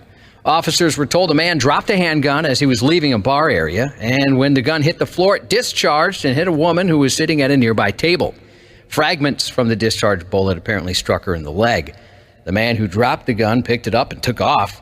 Police said it appears the incident was an accident, but there was no deliberate assault, but they're still looking for the guy because he took off. Yeah, he just ran the hell out of there. That doesn't look good when you do that. The injured woman was treated by paramedics for minor injuries, but she decided not to go to the hospital. Must not have been that bad. I guess not. Or she's the toughest woman alive. Well, hopefully she got a free meal out of the ordeal. Like a dessert or something. Yeah, something. A Missouri man is accused of stabbing and punching a Panda Express employee because he wasn't happy with the quality of his food. Honestly, that's genuinely crazy that somebody would stab an employee over some food. I just think it was never that serious to harm somebody like that. And I agree. 33-year-old Philip Person got into an argument with the employees over the food and punched a female employee in the head. That's how you do it. The restaurant's manager and a male employee were able to get the irate customer outside, but that's when he's accused of stabbing the male employee in the back about 4 p.m. Like a man. This happened last Wednesday. Do it. The suspect drove off in a work truck and was later arrested. Both employees are said to be recovering. They're doing all right, huh? Yeah, what a douchebag. A little freaked out. A Georgia man crashed into a deputy's patrol car at high speeds after attacking a woman and stealing her car. The Glynn County Sheriff's Office said last Monday, Deshaun Stacy stole a woman's car, attacked her and her dog, and then sped off at over 120 miles per hour. And like this guy says, that car was moving. Oh, yeah, they were moving. However, the chase came to an end when Deputy Christopher Hatcher intercepted the car thief and drove into his path. Deputies said Stacy ended up colliding head-on with the deputy's patrol car about 70 miles per hour. Stacy tried to run away, but Hatcher chased him down and arrested him shortly afterwards. They collided at 70 miles an hour? Yeah, the cop drove right into him and stopped him. That knocked the fillings right out of your yap. An off-duty New York paramedic was arrested for drunk driving after crashing into a car, which happened to be a patrol car. Siphon Rivers, a 28-year-old EMT, had his BMW double parked in Astoria shortly before 4:10 a.m. Saturday. That's when the NYPD pulled up to investigate. Rivers tried to drive off, but he hit the patrol car. Luckily, no one was injured. He was charged with DWI and criminal possession of a weapon because they found brass knuckles in his vehicle. A Florida police officer and his girlfriend were arrested after they allegedly stole several items from Walmart over the weekend. That's embarrassing. 48-year-old David Griffin, an officer with the Haines City Police Department, and his much younger girlfriend, 28-year-old Shelby DeBose, were accused of sneaking items into a bag. They were at the self-service checkout Saturday in Polk County. And that's where America's favorite sheriff, Polk County Sheriff Grady Judd, resides. Duo were scanning some items, but not others, while in the checkout lane, Judd said, and he had plenty to say, as he always does. An employee pointed out to the couple they hadn't scanned some items, so the pair scanned the items, but once the employee left, they continued to load their bags without scanning other items. Together, they didn't have 5 brain cells. I guess they said, hey, we'll go ahead and scan some more. The two walked out of the store and were arrested. In total, they allegedly failed to pay for about $200 out of $340 worth of merchandise. The girlfriend was wearing a Dear Santa, I Can Explain t-shirt during the incident and arrest. She's wearing a shirt. It says, Dear Santa, I Can Explain. We'll try it out. What are you doing saying, Dear Santa, I need a Walmart gift card for Christmas because I got arrested stealing? Dear Santa, could you send bond money to get me and David out of jail? Dear Santa, if you'll just bring me some toys, I won't have to steal anymore. Griffin resigned from the Haines City Police Department after his arrest. The only thing he did right that day was immediately resign from the Haines City Police Department. The police department is very professional, and this is not indicative of how they do business. Walmart Loss Prevention looked back at prior transactions, and the couple also didn't pay for several items during 4 previous trips to Walmart since October. Not a couple of sleaze bags. Yep. It's not clear if they will face charges in those previous cases. People are ballsy. When I'm at those self-checkouts, I am so afraid of not doing everything correctly. Like if I accidentally weigh something wrong and the little worker has to come over and help me. Oh, I hate people like you. I promise I'm not stealing. I'm not stealing. I would never steal from you guys. Why do you hate people like Ashley? I was going to ask that too. Is this unrelated to what she said, or is it directly? The people that take so long at the self-checkout when you're waiting for your spot and there's somebody's effing it up, it's like just be transactional, get it done, and move on. I want my turn. Maybe I'm not a nerd. All right? I'm just a very impatient person sometimes. I guess so. I was reading they might be going away with those things. Oh, really? Incidents just like this Too much Walmart theft. deal, or folks like you're talking about, Dana, that have some trouble with it. I have trouble every time. A St. Louis man is accused of stealing electrical transformers and selling them for scrap, telling police an individual with the Naval Criminal Investigative Service told him to do so. They didn't. 43-year-old Vincent Groves was linked to the theft or tampering with 3 electrical transformers in the city. An investigation showed he was dismantling the devices in his backyard and selling them for scrap. According to the statement, when police questioned him about the theft, he told officers an individual from the NCIS told him to do it. Police said the transformers contain a large amount of oil inside, and a large amount of spilled oil was in his backyard, which indicated to them he was emptying the devices before selling them. Jesus. What a dope. 2 people are facing a lawsuit after they allegedly stole from a northern Minnesota electric company to power cryptocurrency farms. According to the lawsuit, North Star Electric officials noticed significant losses of power in June of last year and began an investigation. Then May 9th, North Star employees performed an equipment inspection on a high-voltage distribution line near a property owned by one of the suspects. The employees determined equipment not owned by North Star had been connected to their lines without authorization. They then contacted the Roseau County Sheriff's Office. Deputies and employees then followed an unauthorized cable right to a makeshift shed near the property where they found 2 unauthorized transformers not belonging to North Star. Looking inside the home, they saw at least 26 cryptocurrency mining units connected to the conductor. The lawsuit points to one of the suspects' YouTube channel, where he posted videos about using electricity from the property to power his 2 nearby cryptocurrency mining operations. He even joked about how to do it, being a degenerate. Amid a nationwide police officer shortage, Ely police hope the wilderness might be calling. The northern Minnesota town rolled out a new hiring bonus for cops last week, a Kevlar canoe, 2 paddles, and 2 life jackets. The department, consisting of the chief and assistant chief and 5 slots for patrol officers, has 1 opening now with another coming soon. At least they did last week. Stories from last week. The chief said they'd already had 2 calls expressing interest. Apparently the same morning they put out this press release, and they're expecting several more because of the unusual offer. Lots of police departments are offering hiring bonuses, he said, so he was looking for a way to stand out by leveraging Ely's plentiful outdoor recreation opportunities. Whether the applicant is starting their career or a veteran officer, we want to outfit them for their next adventure here in Ely, the department said. Current cops get a free canoe, too. About 200 of Minnesota's 400 law enforcement agencies currently have openings posted on the state licensing board's job site. The Ely cops, huh? Yep. We pissed them off a few times in high school. A Kevlar canoe. You can just shoot that and you won't get a hole in it? I suppose. I think they said it was the same stuff they put in the vest. That's insane. Won't need Flex Seal on that bad boy. I guess I never really thought about that. Those are way more difficult to operate than regular canoes, though. The Kevlar ones? Yeah, because they're lighter, and so like the water just like takes you. You got to know what you're doing. True that. The documentary special Kevin Hart and Chris Rock Headliners Only is out on Netflix today. Former Viking Chris Walsh, 55. Former Viking John Randall, 56. Guitar great Bruce Kulick turned 70 today. Oh, boy. Wild fan in Vermont Jesus. The president of the Vermont chapter of the Brotherhood has checked in this morning. Good morning to you. Leap Day Birthday Jesus texted a happy birthday shout out to his co-worker and great friend Zach today. And happy 33rd to Dustin from your brother Wait Gonna Kill Me Jesus. And that's 93X News. KARE 11's Randy Shaver. He beat us, he hammered us with his arm, he ran when he needed to, and we did not handle it well. On the Half-Assed Morning Show.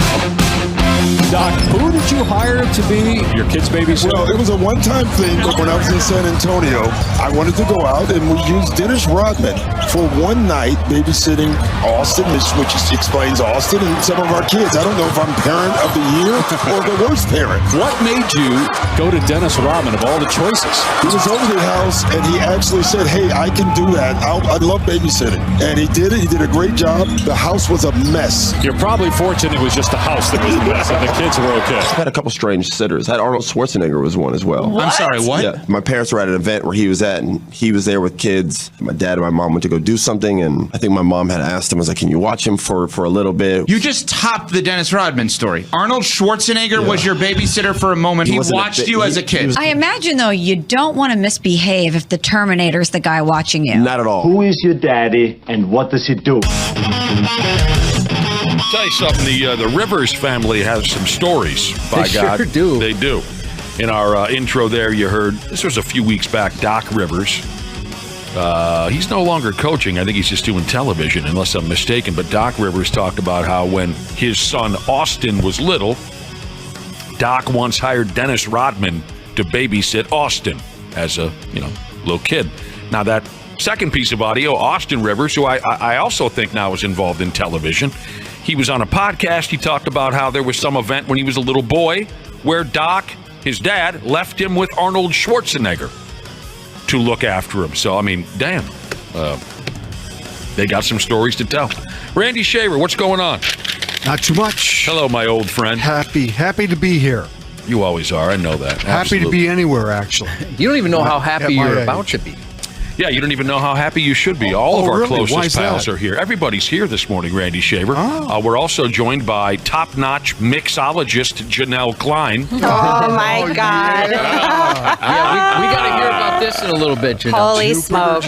Holy and our favorite friggin' stand-up comic, C. Willi Myles. Oh. Who the who? What's up, Randy? Good morning. Thanks for coming in, C. Willi and Janelle.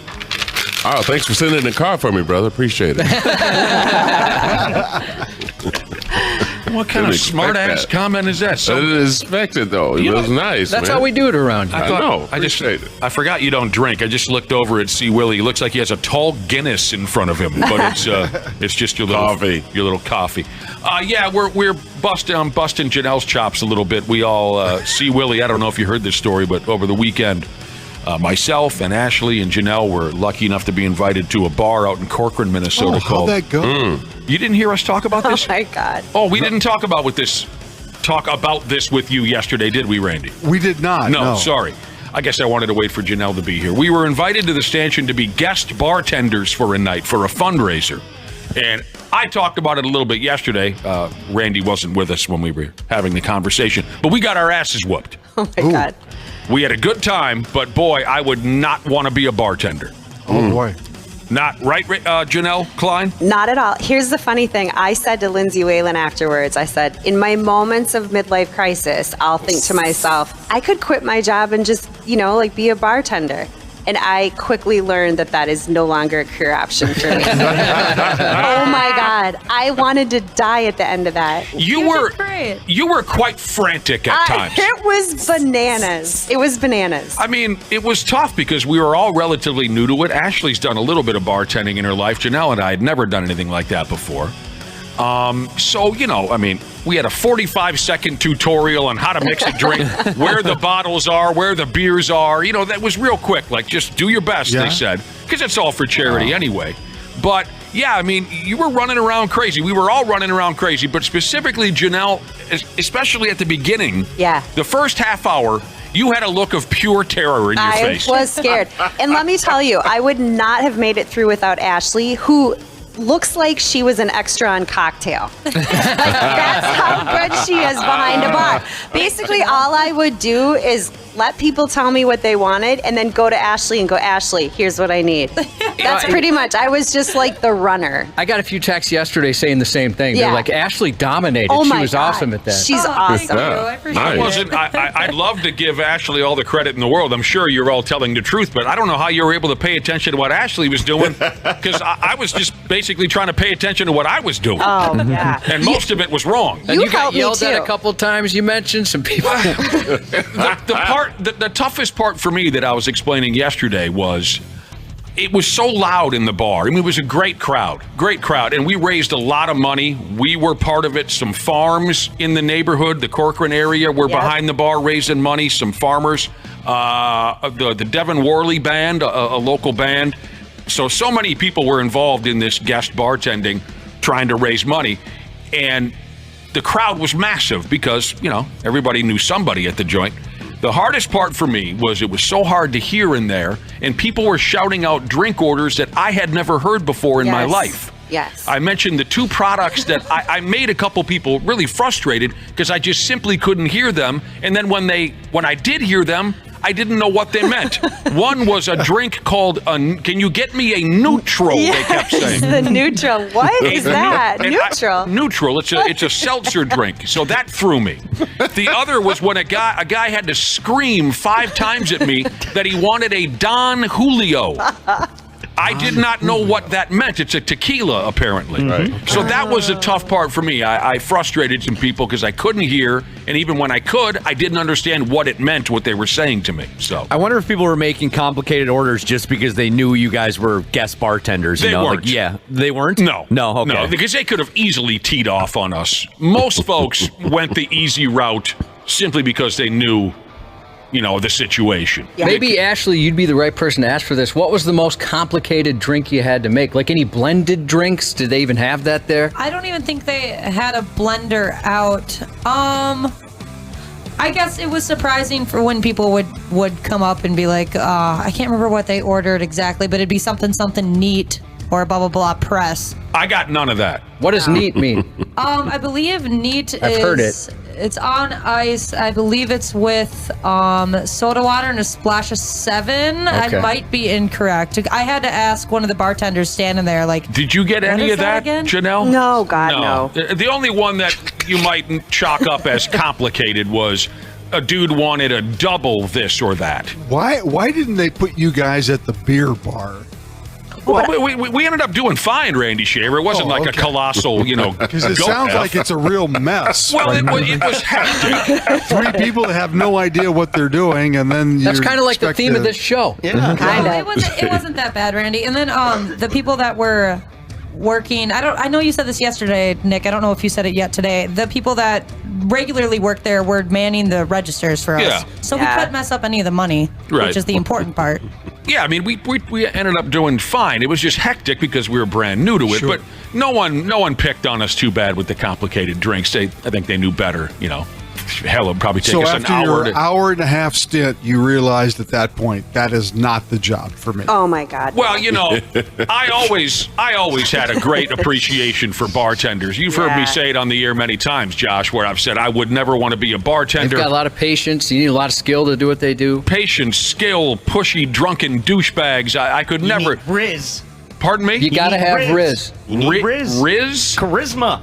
Okay. If you have to ask, you wish God. I don't know if charisma's a big part of it, but anyway, I always had a great appreciation for bartenders. This just put it over the top. It really did. Right. But we had a great time, and they're great people at the stanchion. We want to thank them again. And you got Janelle out of the house, which is I the mean, most on important. a Saturday night, Randy. And you know what? I'll always walk with Elias Jesus wants to compliment you, Janelle, because I guess it just kind of went over my head. You referenced the movie Cocktail. Oh my God, I did. You don't know movies. You guys. Yeah. Wow. That It's is a breakthrough. Well, It it's really a is. Christmas miracle. Now, I got to say, I do have some concerns. I know, I think at least for me and Nick, the next charity event we'll be a part of is with you, Randy Shaver, for your pickleball tournament at Drop Shot. And we were I told... saw your email this morning, Josh. There's concerns. I believe you should drop down. Okay, good. Here's the reason why. Come be in our bracket. Yeah, for whatever reason, you're in a beginner's bracket. Nick and I were paired up in an intermediate bracket. I've played 5 or 6 times. I can't say I'm intermediate. I'm probably barely a beginner still. But my concern is, even though it's a charity event, I've seen people go nuts at pickleball tournaments. Yeah. They take it so serious. So my fear is that somebody's going to play me and Nick, think we're not up to the caliber we should be to be in their bracket, and they're going to flip out on us. Without a doubt. Time out. I didn't know there was a Randy Shaver pickleball tournament. Oh, Well, Janelle, Please you come fill to me the in. right place. Got a slot for you. Well, why don't Janelle and Willi Myles pair I up? can't. Oh, that'd be great. Oh, you're out of town or something? No, I can't. Contractually. It's contractually, I can't. Contractually? Yeah, there's a lot of things I can't do. I'll show you my contract for things I can't do. I'll tell you one thing. I can't because I am the worst athlete. Like, I don't want to embarrass There's anyone. no way. Oh, my God. Well, I'm really looking forward to it. I think this will be a lot of fun. Yesterday, your lovely wife told us it was on January 20th, which is my anniversary, and I thought, I wonder if the wife has anything planned. But of course, it's the 16th. Nobody cares anymore, so we have nothing planned. So I think she wants me out of the house. Right. Who is playing in this? Yeah, what is the? Give us the details on this deal, because we don't really know. It is being held at Drop Shot in Shakopee on January 20th. Yeah. And it's a tournament event where you can sign up for different levels, and there's prizes and things like that. All of the information is on our website at randyshavercancerfund.org. But basically, I think you're guaranteed 4 games, something like that, Josh. It's a tournament set up. The people at Drop Shot will set up all the brackets for us. But it's just a fun event. We've never done a pickleball event before. So folks can donate and sign up. Well, they can sign up. It's per team. Okay. It's a doubles event. And we'll get all this up on our socials and website today. And Dr. P's he's got a team. He's putting together a team, a regular doctor guest. He plays like 4 times a week. He goes to pickleball camps. And we have different levels for people. So we do have I don't know if it's called an expert level, but there's advanced. Yeah, there's people that have like a rating. They play enough where they get some sort of a rating, a dupe, or I don't know what it's called. So can folks say, can folks who want to get involved, can they say they specifically want to whoop your ass or me and Josh's ass or what? My friend and I are playing in the beginners bracket because I don't play. I mean, I played Saturday last week. Probably more than I should have. I couldn't walk after I got out of there. My concern. Yes, exactly. I see now. See Willi Myles. Okay. But I don't play, often. No. And I don't know all the rules as a doubles player. I usually play singles. That's the other thing Nick and I were talking about. We kind of forget the rules. No, So we're in the beginners bracket. There's an intermediate bracket, and then there's an I don't know if it's called expert, but there's a higher bracket. Well, so we encourage folks to sign up and come play. Yes. Yeah. Yep. January 20th. And all the money goes to the Randy Shaver Cancer Research and Community Fund. There you go. Carpet Jesus wants to know if there will be an ambulance on site. Of course there will be. There has to be. Don't be silly. Requirement. Dang. Well, that'll be a hell of a deal. We'll have a team of doctors there. And a mobile hospital. We'll have a mass unit. There might as well be. Because, we got to call the Shakopee Fire Department, get them there. We got to get everybody there. Everybody's there. Old folks are blowing their Achilles tendons across the room like friggin' Kirk Cousins at these pickleball tournaments. So, true. I love that it's in the South. I thought I'd be driving you guys. I know you guys are usually a lot of the stuff's in the North Metro. Yeah, I don't like going. Metro. I'm actually upset about that whole Shakopee thing, but I guess I'll get over it. I didn't tell you that part on purpose. Yeah, I know. I thought it might change your answer. Randy Shaver, of course, he neglects not to mention that his partner is Nick Foles. Whoa! Gold medal winner. Footlong Foles. If you heard the story yesterday, former NFL. Doesn't need a paddle. No, he doesn't. No. That'll be great. Thanks for the invite. That locker room will be popular. I'd imagine there'll be some women accidentally walking into the men's room to see Footlong Foles. Oh, no, he's changing. That's terrible. Thank you for the invite, Randy Shaver. And tell the old lady. Yeah, I can't wait. That'll be good. All right. Yeah, we'll give it our best shot. Oh, and back to the bartending gig real quick. Janel Klein, sorry about my friend. Which one? Good question. No. Was there a couple things that happened? The third one. Well, think about the exposed skin. Oh, yeah. A buddy of mine, he's only human. He fell in love with Janel Klein the moment he laid eyes on her when she walked into the stanchion last Saturday. And then right when we got behind the bar, he bellied up and he exposed his chest for Janel to autograph it. Hello. Yeah. Sorry about my friend. How'd that go, Janel? Did you do it? I did it. What? I turned away right when you started to sign him because I just wanted to be separate. It was from uncomfortable that. for you? Yeah, it was uncomfortable. It was for me too. High chest, low chest? Was it high chest, low chest? What it was very high. Right breast? He's been a buddy of mine since I was about 10, 11, 12 years old, and he thrives on the uncomfortable. That's his thing. That's his thing. So I saw the way he was looking at you. I knew he was going to do something. Can I tell you something about this guy, Janel? Yes. He is, of all Nick's friends, and there's a lot of alpha males in his friend group, right? He's the most intimidating. Which I think is so funny. Yeah. Because he adores the living hell out of you. And I feel the same way about him, but I don't want to get on his bad side ever. He's a character. Yeah. I mean, he's a character. He's got a mouth on him, and he likes, like I said, he thrives on the uncomfortable. So next thing you know, he's hauling out his hairy chest to have Janel autograph the... Do this. Yeah. God help That's hilarious that you did it. You're such a nice person. I aimed for the collarbone. I tried to go above the hair. Eyes up here, Janel. Yeah, Eyes exactly. up here. Exactly, Randy. Wouldn't that be something if you would have gotten that marker caught up in some nipple hair or something? You have to remove it with your little pinky finger. It's terrible. Maybe he could get that tattooed. Go right over that thing. He might, man. He might. Can we talk about your other friend who, this is my 2024 resolution. So you have this friend, they were all lovely, they were very nice, but you have this friend and I couldn't hear, it was so loud in there, but they were all like talking to each other, nicknames. One of them said something squirrel. Yeah. And I'm like, what? Squirrel? Yeah. And he tells us that, and you, I'm sure remember this, I don't know if this was in high school or whatever, but he was saying that he had this like world-class mullet. Right. I don't even know if you call it a mullet. He said the back was almost to his waist, and that the color of his hair looked like a squirrel's tail. Yeah. Is this right? Yes. This met him at St. Cloud State, actually. And he's recently... That tracks. Yeah. Go on. He had this insane Billy Ray Cyrus looking mullet back in the day, and it looked like a squirrel's tail when it would flop behind his ball cap, so he got the nickname Squirrel back in those days. Well, there was a discussion on Saturday that maybe this should make a comeback. Well, he can still grow his hair. I remember I told him, hell, go ahead. Well, it's possible. So I said, this is all I want for the new year. I want to see you at some point in the new year. Nick can tell me when it's ready for public consumption. I want to see this Maybe mullet. At the stanchion again. If they Maybe do it at again. the station. Well, I'll tell you what, Janelle, he was the other guy who fell head over heels in love with you. There were a couple. I'm not kidding you. So a squirrel would do anything you asked him to. You got options. Yes. Oh, man. He would throw himself in front of a bus for you. I think he'll grow his hair out again for you. I just want to see what that would look like. Old Squirrelski.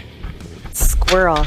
He's grooming it right now, I guarantee you. Hanging out with Squirrel brings about one of the greatest, funniest pranks that we've ever pulled on somebody.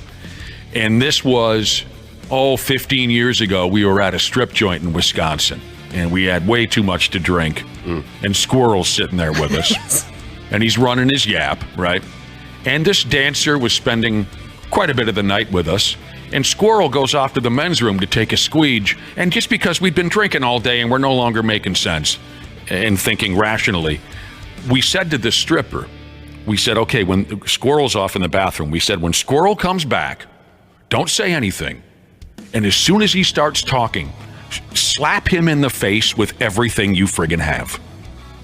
And she said, are you guys crazy? We said, we'll give you $100, whatever. Just do this for us. Maybe you had to be there, but she played it out perfectly. Squirrel comes back, sits on his bar stool and says, the other day, and she just, whack across his face. I mean, she almost spun him off his bar stool. And he came back with a look on his face like, I'll kill you. And we had to say, it was a prank, Squirrel. Don't. I mean, again, maybe you had to be there, but we were absolutely dying. I cannot believe he didn't lose a tooth. She hit him so hard in the face. It was just a beautiful moment in time. Beautiful. She probably was waiting for that moment. I never thought someone would ask me to do that. All right. Thanks, everyone, for coming in. We got some things to cover. Later on this morning, we're talking to Weird Al Yankovic, so you guys could help us out with that. Yeah, I can't wait. See Willi Myles. You guys Is he Weird coming Al to fan? town? Is it? No, he's got a movie. Yeah. Oh. That's been out for a while. This had to be explained to me earlier because I'm just out of touch with things like this. But he had a movie, Weird, The Life of Weird Al. What's it called? The Al Yankovic story. The Al Yankovic story. He's had this out on, what do you call those things where you hit buttons? It was streaming for a while on Roku. Yes. Okay. It was streaming, things that I don't understand. But now it's coming out on DVD, Blu-ray. Mm-hmm. So Al is doing like a big radio tour today. We won't have a lot of time to talk to him. But Al is going to be talking about how now you can get the Weird story of Weird Al Yankovic movie on DVD and Blu-ray. Daniel Radcliffe is the star. He plays Weird Al, Harry Potter. Some of you have already seen it. I completely forgot that it was available on streaming and this and that, so this is all relatively new to me. And it's got a ton of extra features. It'll be fun to talk to him about some of those things, too. So yeah, coming up in a little while, Weird Al. Childhood hero. We even played White and Nerdy on the program a little bit earlier. A little bit of eBay. We got another one coming up after this. Here's something I wanted to run by you, Randy Shaver. And Josh and the rest of us, we discussed this a little bit earlier. Oh, Randy, with your sports gambling and whatnot, with all your fantasy football teams and making bets here and there, you love to make bets on the ball games. A financial expert has gone ahead and said that men aren't having sex anymore. Thank God I don't gamble. Your wife might say the same. They're not getting married anymore, and they're not even moving in with significant others anymore, buying homes. They're because they're too busy betting, sports betting on their phones. Okay, I don't buy that. She's suggesting this could play into a potential housing crisis, this change of behavior because of sports betting. I don't buy that. The numbers are down in all these different categories. Dudes just aren't even banging. They're not even dating. They're not doing a damn thing because they're just sitting on the phone placing their bets on the ball game. I think people in general are just sitting on their phone. So I don't think it's just guys, and I don't think it's got anything to do with sports gambling. I just think that's the way the world is right now, and I don't buy. There's no babies being made. I don't buy any. The negative impact is that it's all young men, and I parallel that with, or dovetail that with Pew research, which says that 63% of young men are single, and that's the highest it's ever been. And 50% of those young men have no interest in dating, not even casually. And 30% of young men say they have not had sex in over a year and don't seem to care. I don't. Again, it's terrible. I find that hard. It's terrible what you're doing. It's weird how she just connected the two. See, Willi Myles, what'd you think of that Vikings game on Sunday? You know what, man? I was at the end of the day, I didn't care.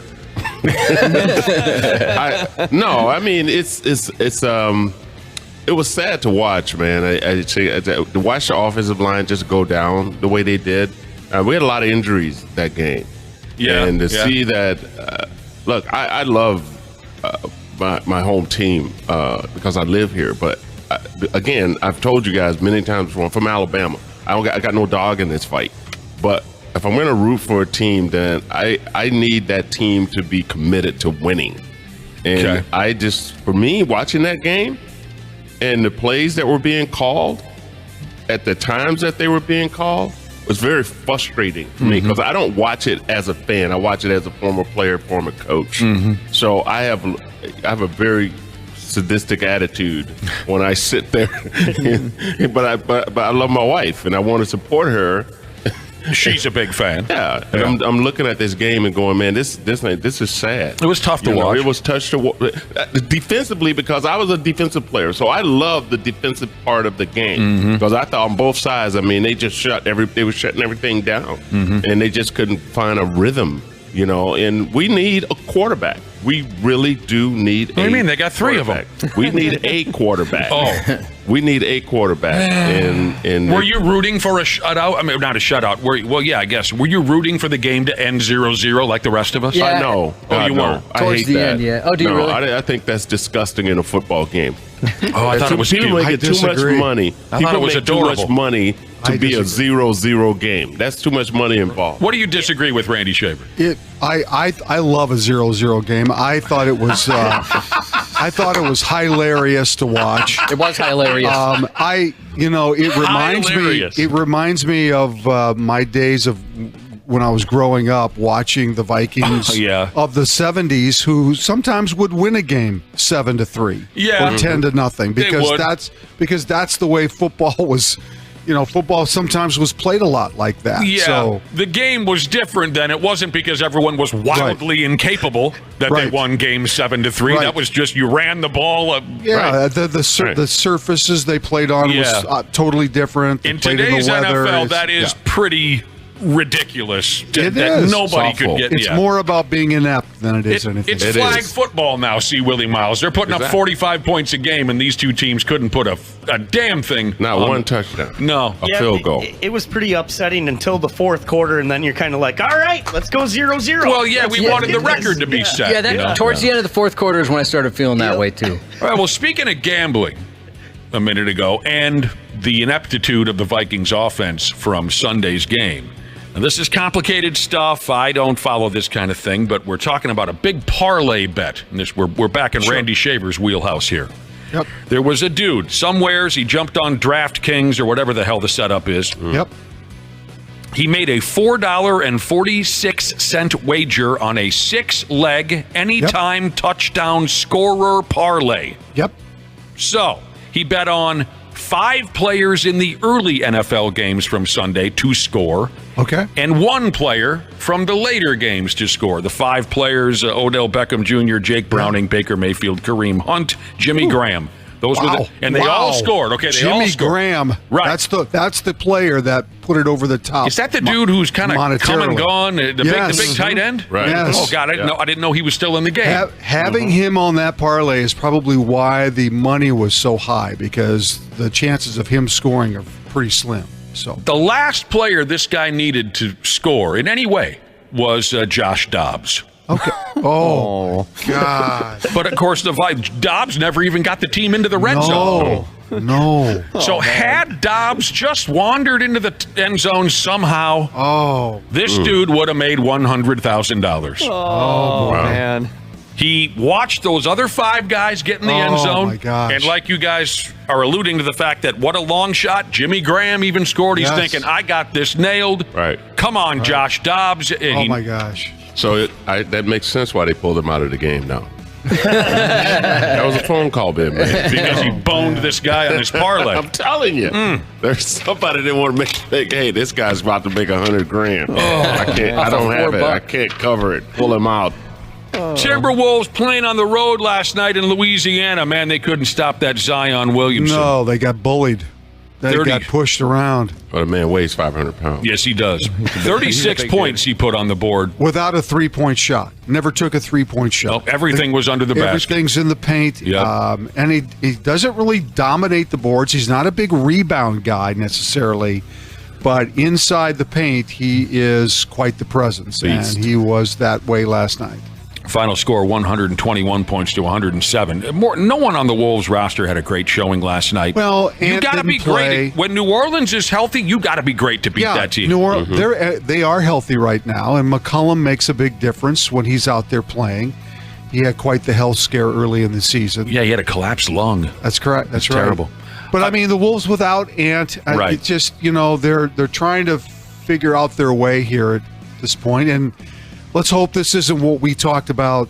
I think it was even last week that every team goes through some stretch where it looked so easy, a week ago, and then it all of a sudden doesn't look easy, doesn't feel easy, and they put together 2, 3, 4 losses in a row. Every team goes through that at some point. Well, they got a tough stretch. They got to play Dallas on Thursday night.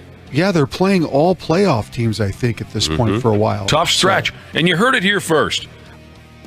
The New Orleans Pelicans, I think that club goes a long way this season. Hopefully not at the Wolves' expense, but New Orleans Pelicans going to go a long ways this season. Yeah, they're very good. Good team, and they're young. Yeah, there's some kids on the roster. Golden Gopher basketball plays at the Barn tonight against a confusing opponent. The University of Minnesota plays a school called IUPUI, which I believe stands for Indiana University, Purdue University, Indianapolis. Yeah. Hello. Did you ever play against them in college football? See Willi Myles? Did you play IUPU? Hey, man, we played some directional schools, but never like initial schools. I think I have that correct. They're Indiana University, right. Purdue University, Indianapolis. They need to make a decision. Where are you? I'm not sure what the hell all that means, but I just hope they're not terribly good at basketball. 7 o'clock tonight on the Big Ten Network Plus. The Big Ten Network Plus is what they call it. We didn't really talk about. I didn't see any Monday Night Football last night. There were a couple of upsets. Both were upsets. Yeah. Miami Dolphins. Dolphins got beat by Tennessee by 1 point. Green Bay lost by 2 points to the New York Giants. The Dolphins were dominating that football game, and then somehow let Tennessee, who's just putrid, back in the game, and then ended up losing on a late touchdown by Derrick Henry. And then, of course, the Packers take the lead late against the Giants in a game of two teams that look terrible, and allow the Giants and this Tommy DeVito to drive down the field for a game-winning field goal. So that was funny. That's a tough loss for the Packers because they felt like they were in the chase in the NFC, and they still are. All these teams are sitting at 6 and 7 behind the Vikings, but the last 4 games, I'm telling you, that New Year's Eve game in Minneapolis, if you would have said 6 weeks ago that game was going to mean something, I think we all would have laughed and said, nope, it's not going to mean anything. Probably will get flexed out. That game's not going to get flexed out now. That game likely will. Somebody's going to have a wild card playoff hope on the line that night.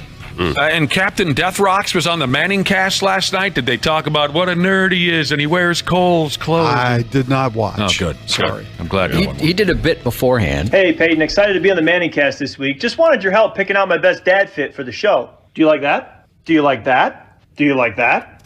Do you like that? You like that? Just got this one. Had a bunch of Kohl's cash burning a hole in my pocket. All right, Peyton. Thanks. We'll see you on the show. That's the one Brad was talking about. He's got a lot of cash burning a hole in his pocket. I've so had enough of that character in that hole. I've had enough of that. Ever won is money. That's true. I'll say it until he's gone. All he's ever won is money. You're right, see Willi Myles. Lots of it. Private jet money. I'm totally burned out on the bit. And speaking of being burned out on bits, and I know we've discussed this once or twice, here was an article from Deadspin.com. The title of the article is "God, I'm Sick of the Kansas City Chiefs." Oh, man. I'm with you. Wow. They go on and on. Now, of course, see, Willie, you must have seen the controversy from Sundays. Yes. How ridiculous was that the Chiefs were so furious over what was an obvious penalty? He did it all game, though. Yeah. And we learned call. Yeah. This happens. Look, I don't even know how you screw up that bad. I don't know how you are offside. I don't understand. How do you line up offside? All you have to do is look to your right or left to see where the foot was looking to his right. He was like, who were you looking at? Right. Your mom and them up in the stands? Who are you looking at?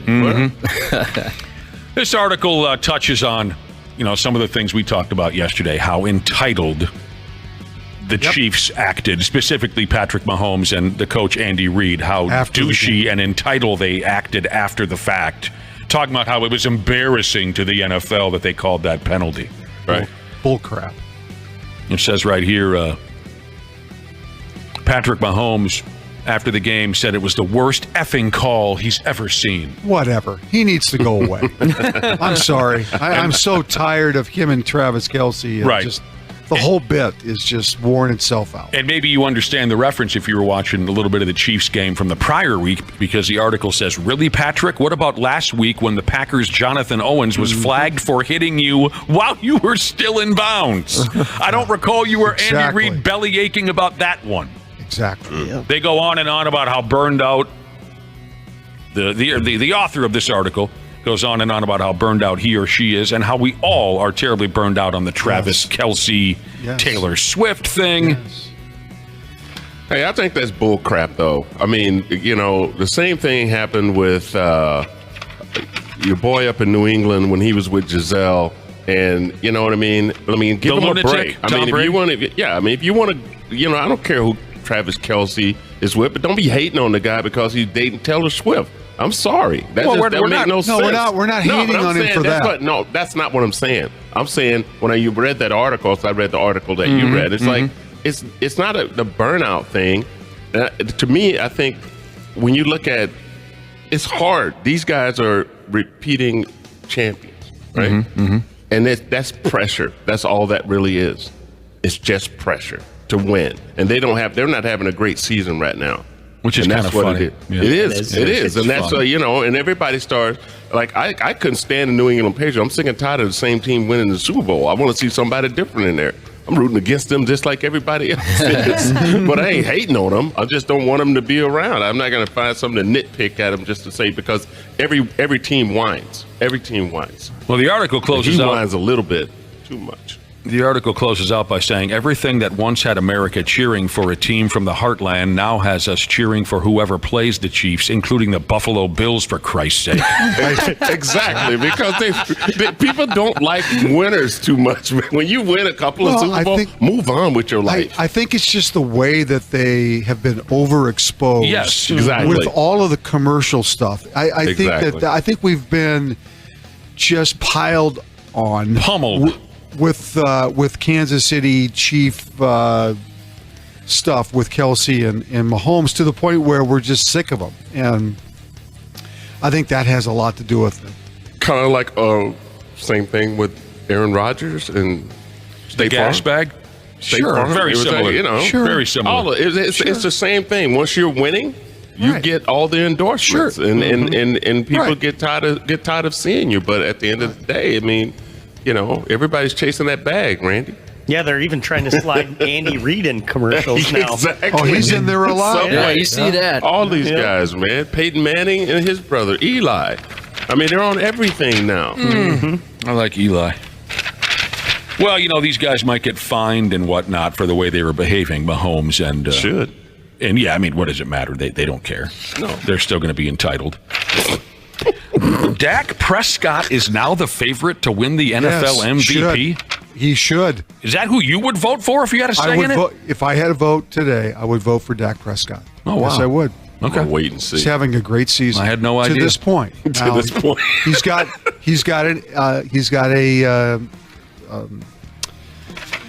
the capacity to get hurt.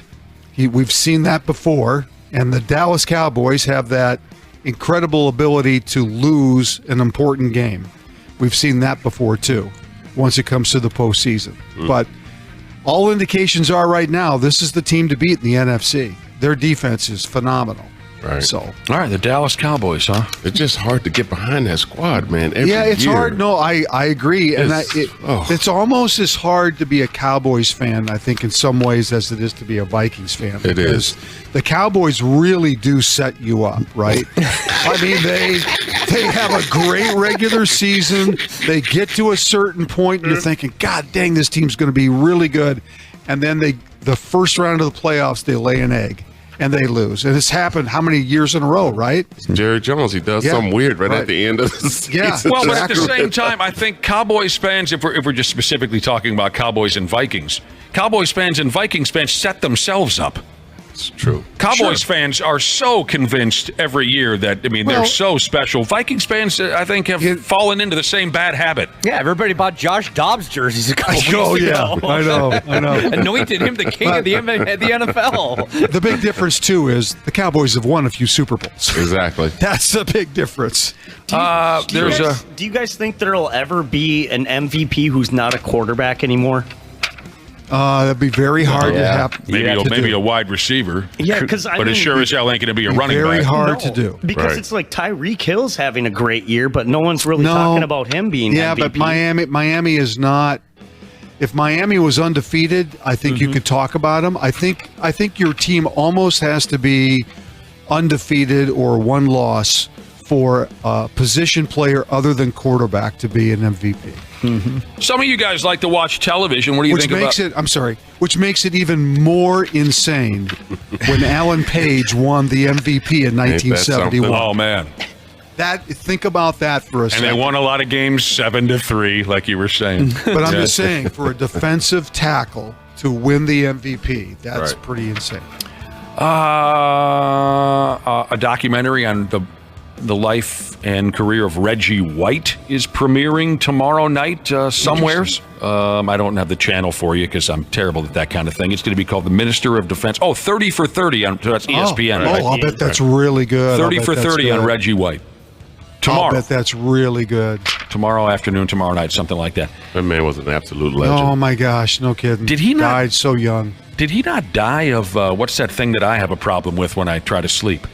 Sleep apnea? Sleep apnea. Did he not? I believe that had a part in it. Yes. God, that's terrible. Okay, what about a college version of that Hard Knocks television program? Would you watch that? Notre Dame is going to film. No. What's the problem? Jeez, guys. No. I was going to say yes, but now I'll feel judged. I don't watch any of that Hard Knocks. That is, to me, just this reality TV. Okay. I enjoy it. Oh, I love it. I can't stand it. I never saw it, Hard Knocks, but some of you guys. So what's wrong? You just you don't like? I think it's. You don't like Catholics? Yes. Is this an anti? Every day when I look in the mirror, yes, Nick. As a Catholic, we hate ourselves. Yes. Every day when I see myself in the mirror, I go, I hate you. I know the feeling. I grew up the same way. We were raised to hate ourselves. Josh, we were taught to hate ourselves. Yes. Generations have taught the younger people that. Oh, Nick, it's funny you would say that. That's funny. Notre Dame is doing a Hard Knocks type documentary. Oh, man. I have zero interest, A, of the whole concept, and B, Notre Dame. I don't care. Yeah, fair enough. But Nick, you know what? Go on with your story. Just go read it anyway. Well, that's the end of it. That's all I had for you. Wait, Just so- Notre Dame is doing a hard knock. Bring it up. Is Notre Dame doing it themselves, or is who's doing it for I threw the them? story in the garbage. Okay. Which is where it belongs. It's a peacock thing. Who's making noises? I am. Oh. Josh, since you watch this, don't they get like really into the guys' like lives? Yeah. I mean, as much as they can.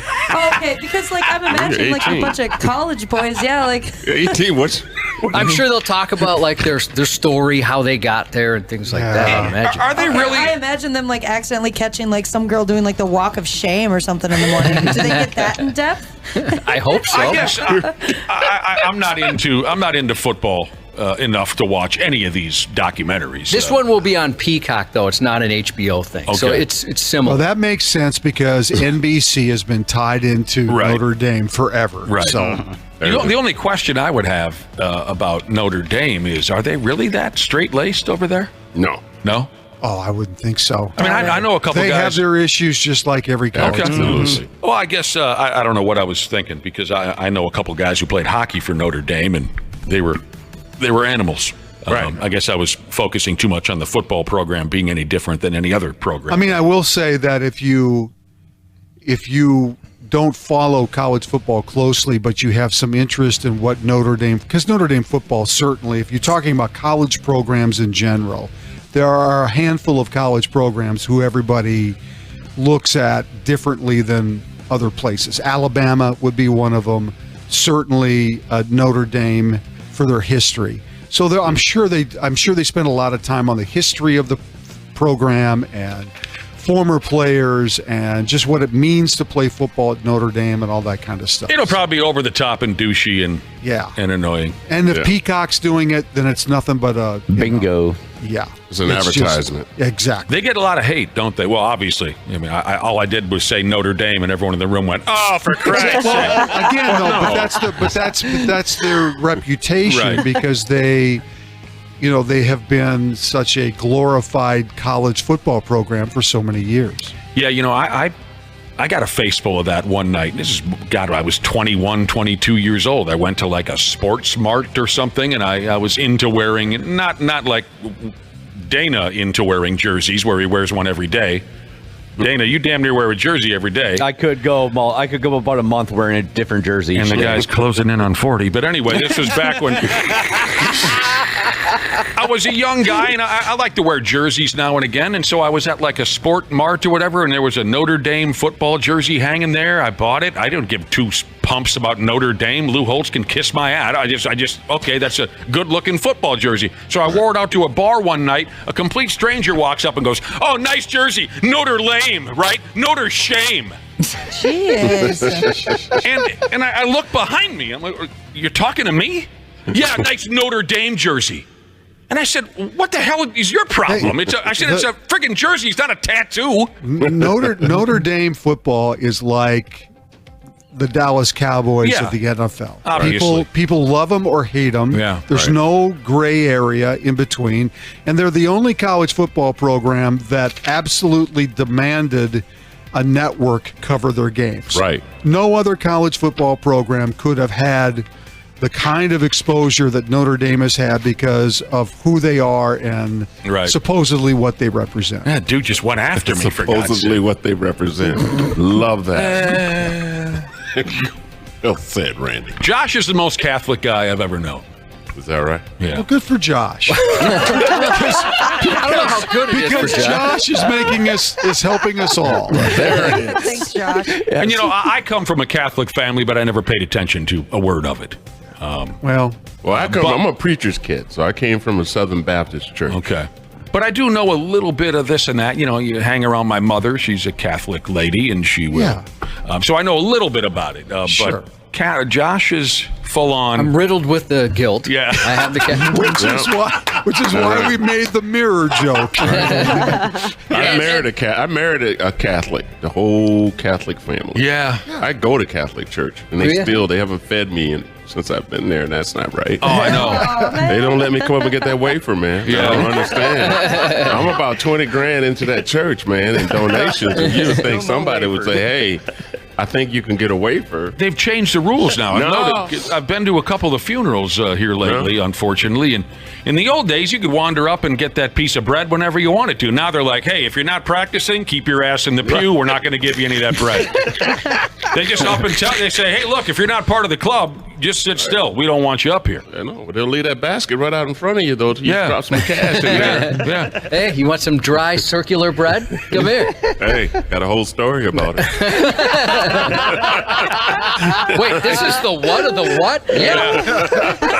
It's a little dry. Yeah, what the heck? That is one hell of a story. A little hot sauce on this? And you want to wash it down with the what of the what? I turned down the sippy because it was too many people drinking out of the big gulp. Yeah. Oh, sure. And I'm like, man, you know what? That's a lot of backwash. Yeah. During the pandemic, they get these little cups. See, we get the cups in the Southern Baptist Church all the time. Oh, you get do? your own individual. You get your own sippy cup. You're not sucking out of the same cup. Hey, Right. where'd you get herpes, church? That's no good. All right, we got to get going. God, we got Weird Al Yankovic coming up. Thanks, Randy. You must be so excited. We are. We are. We're all big fans. So, yeah, we're a little bit nervous. And Everybody but Janelle. She doesn't know who it is. You got to know who Weird Al. You better know. Well, Ashley didn't know. Janelle has no idea. Everybody knows who Weird Al. Don't even start with this. I mean, I was on a high from that cocktail thing, Randy. Can't you just let me have just one win? Randy, Just we'll one talk win. to you tomorrow. See ya. Thanks, buddy. Half-assed morning show. They're loud, they lose control, they do their little circus act, they're a nuisance. 93X. Grace here, customer service rep at Standard Heating. I'm proud to work for a company that understands and takes care of our fellow Minnesotans. Our weather here can be a little unpredictable and even extreme. That's why we've been here for 93 years and counting, to keep our community safe and comfortable. On behalf of myself and Standard Heating and Air Conditioning, we would like to wish you a very happy holidays. And don't forget, Standard Heating and Air Conditioning is open 24/7 for emergency services to make sure you stay warm this holiday season. Go to standardheating.com today. You loved Lala Kent on Vanderpump Rules. Now get to know her on Give Them Lala. I don't know that I would call it respect that I have for Sandoval, but the world hated him. He still went out, performed shows with his head held high. He showed up to the reunion when we all were going after him. Like, he didn't skip a beat. The way he's handling it, if I were in his position, and I said it straight up to the entire audience, thousands of people, I would tell you all to and the room was dead. Watch what Lala is talking about on YouTube or search for Give Them Lala wherever you listen. KARE 11's Janel Klein. This is the 93X Half-Assed Morning Show. 8:32. Yeah, we're back on the Half-Assed Morning Show. Janel Klein joins us in studio, as does stand-up comic C. Willi Myles. Thanks again for swinging by, folks. Boom. Thank you. We're just waiting on a call from Weird Al Yankovic. We probably should have warned people that we were going to play Eat It. Nick and I were talking about that off here going, I really wish Wapple would have said something ahead of time to explain what was going on and that it kind what of was coming up. Explains what's happening around here this morning. Can you imagine your fans listening and that song came on, they started looking at the radio. Did I move the station? Yeah. Am I in 1988? What's happening? The Dr. Demento show has taken over our frequency suddenly. Yeah, we're waiting on a call from Weird Al Yankovic. We're all pretty pumped. Janelle, please stop screwing around. Tell us that, of course, you're familiar with Weird Al Yankovic. I mean, I know who he is. I don't know his songs. I mean, You never sat around the house basics. You never sat around the house listening to Like a Surgeon or I Lost on Jeopardy or no. Word Crimes. Oh, Word Crimes is so good. How did you guys choose this song to play? Was there a debate? Like, which one do we put on? That was he says, Weird Al says that's the one that made him a household name. Right. Oh, okay. We thought, Josh and I were having a conversation off air, with this special day, Weird Al Yankovic joining the show. We thought, well, what the hell? Let's play a couple of his songs. Earlier, we played Don't Tell Me, Josh, White and Nerdy, which is just so riotously funny. So well done. I mean, like a lot of his stuff. But then we thought we might as well throw in an old one. So we went with Eat It. It's good. Yeah. I mean, that was It was huge when we were kids. Absolutely. I mean, it still is to this day. Life-changing, you Yes. might say. Speaking of, here we go. Today is the day where everybody can get their hands on a DVD or Blu-ray copy of the movie Weird, the Weird Al Yankovic story. And we're lucky enough to have the man himself on the telephone line to talk about it. Our hero, Weird Al Yankovic. Hello, Al. Hey, how you doing? We're doing great. How are you? I'm doing well. It's early here in LA, but I woke up just for you. Well, boy, yeah. That's nice of you. Didn't consider that. You're doing the full radio tour this morning, Al Yankovic, aren't you? I am. I'm hitting all 5,000 cities in the U.S. Well, I'll tell you what, we appreciate your time. We are massive fans of yours here on this program. We know we don't have you for long. So first off, we just like to say thank you for all the years of laughs. Life would have been a lot less fun without you, Al Yankovic. Oh, thank you. That's nice to hear. Thank you. And today's the day where folks can get their hands on a Blu-ray, what do you call it? A DVD. Sorry, I'm a little out of touch with technology from 25 years ago. Of a Weird, the Al Yankovic story. This all sounds very exciting. What did I read? What did I read here? In the movie Weird, Daniel Radcliffe is Weird Al Yankovic in the unexaggerated true story about the greatest musician and sex symbol of our time. If it's on a press release, it must be true. That's right. Now, did this movie more or less get made because of popular demand, Weird Al? Yes, I demanded it over and over and over again. I mean, eventually Roku listened and they let us make the movie, and now Shout Factory's putting it out on DVD and Blu-ray and Edison Cylinder, and I don't know what all, every single format that ever existed. Right. I mean, but going to see your live shows, which are a riot.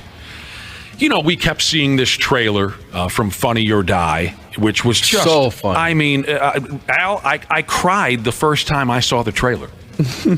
Me too.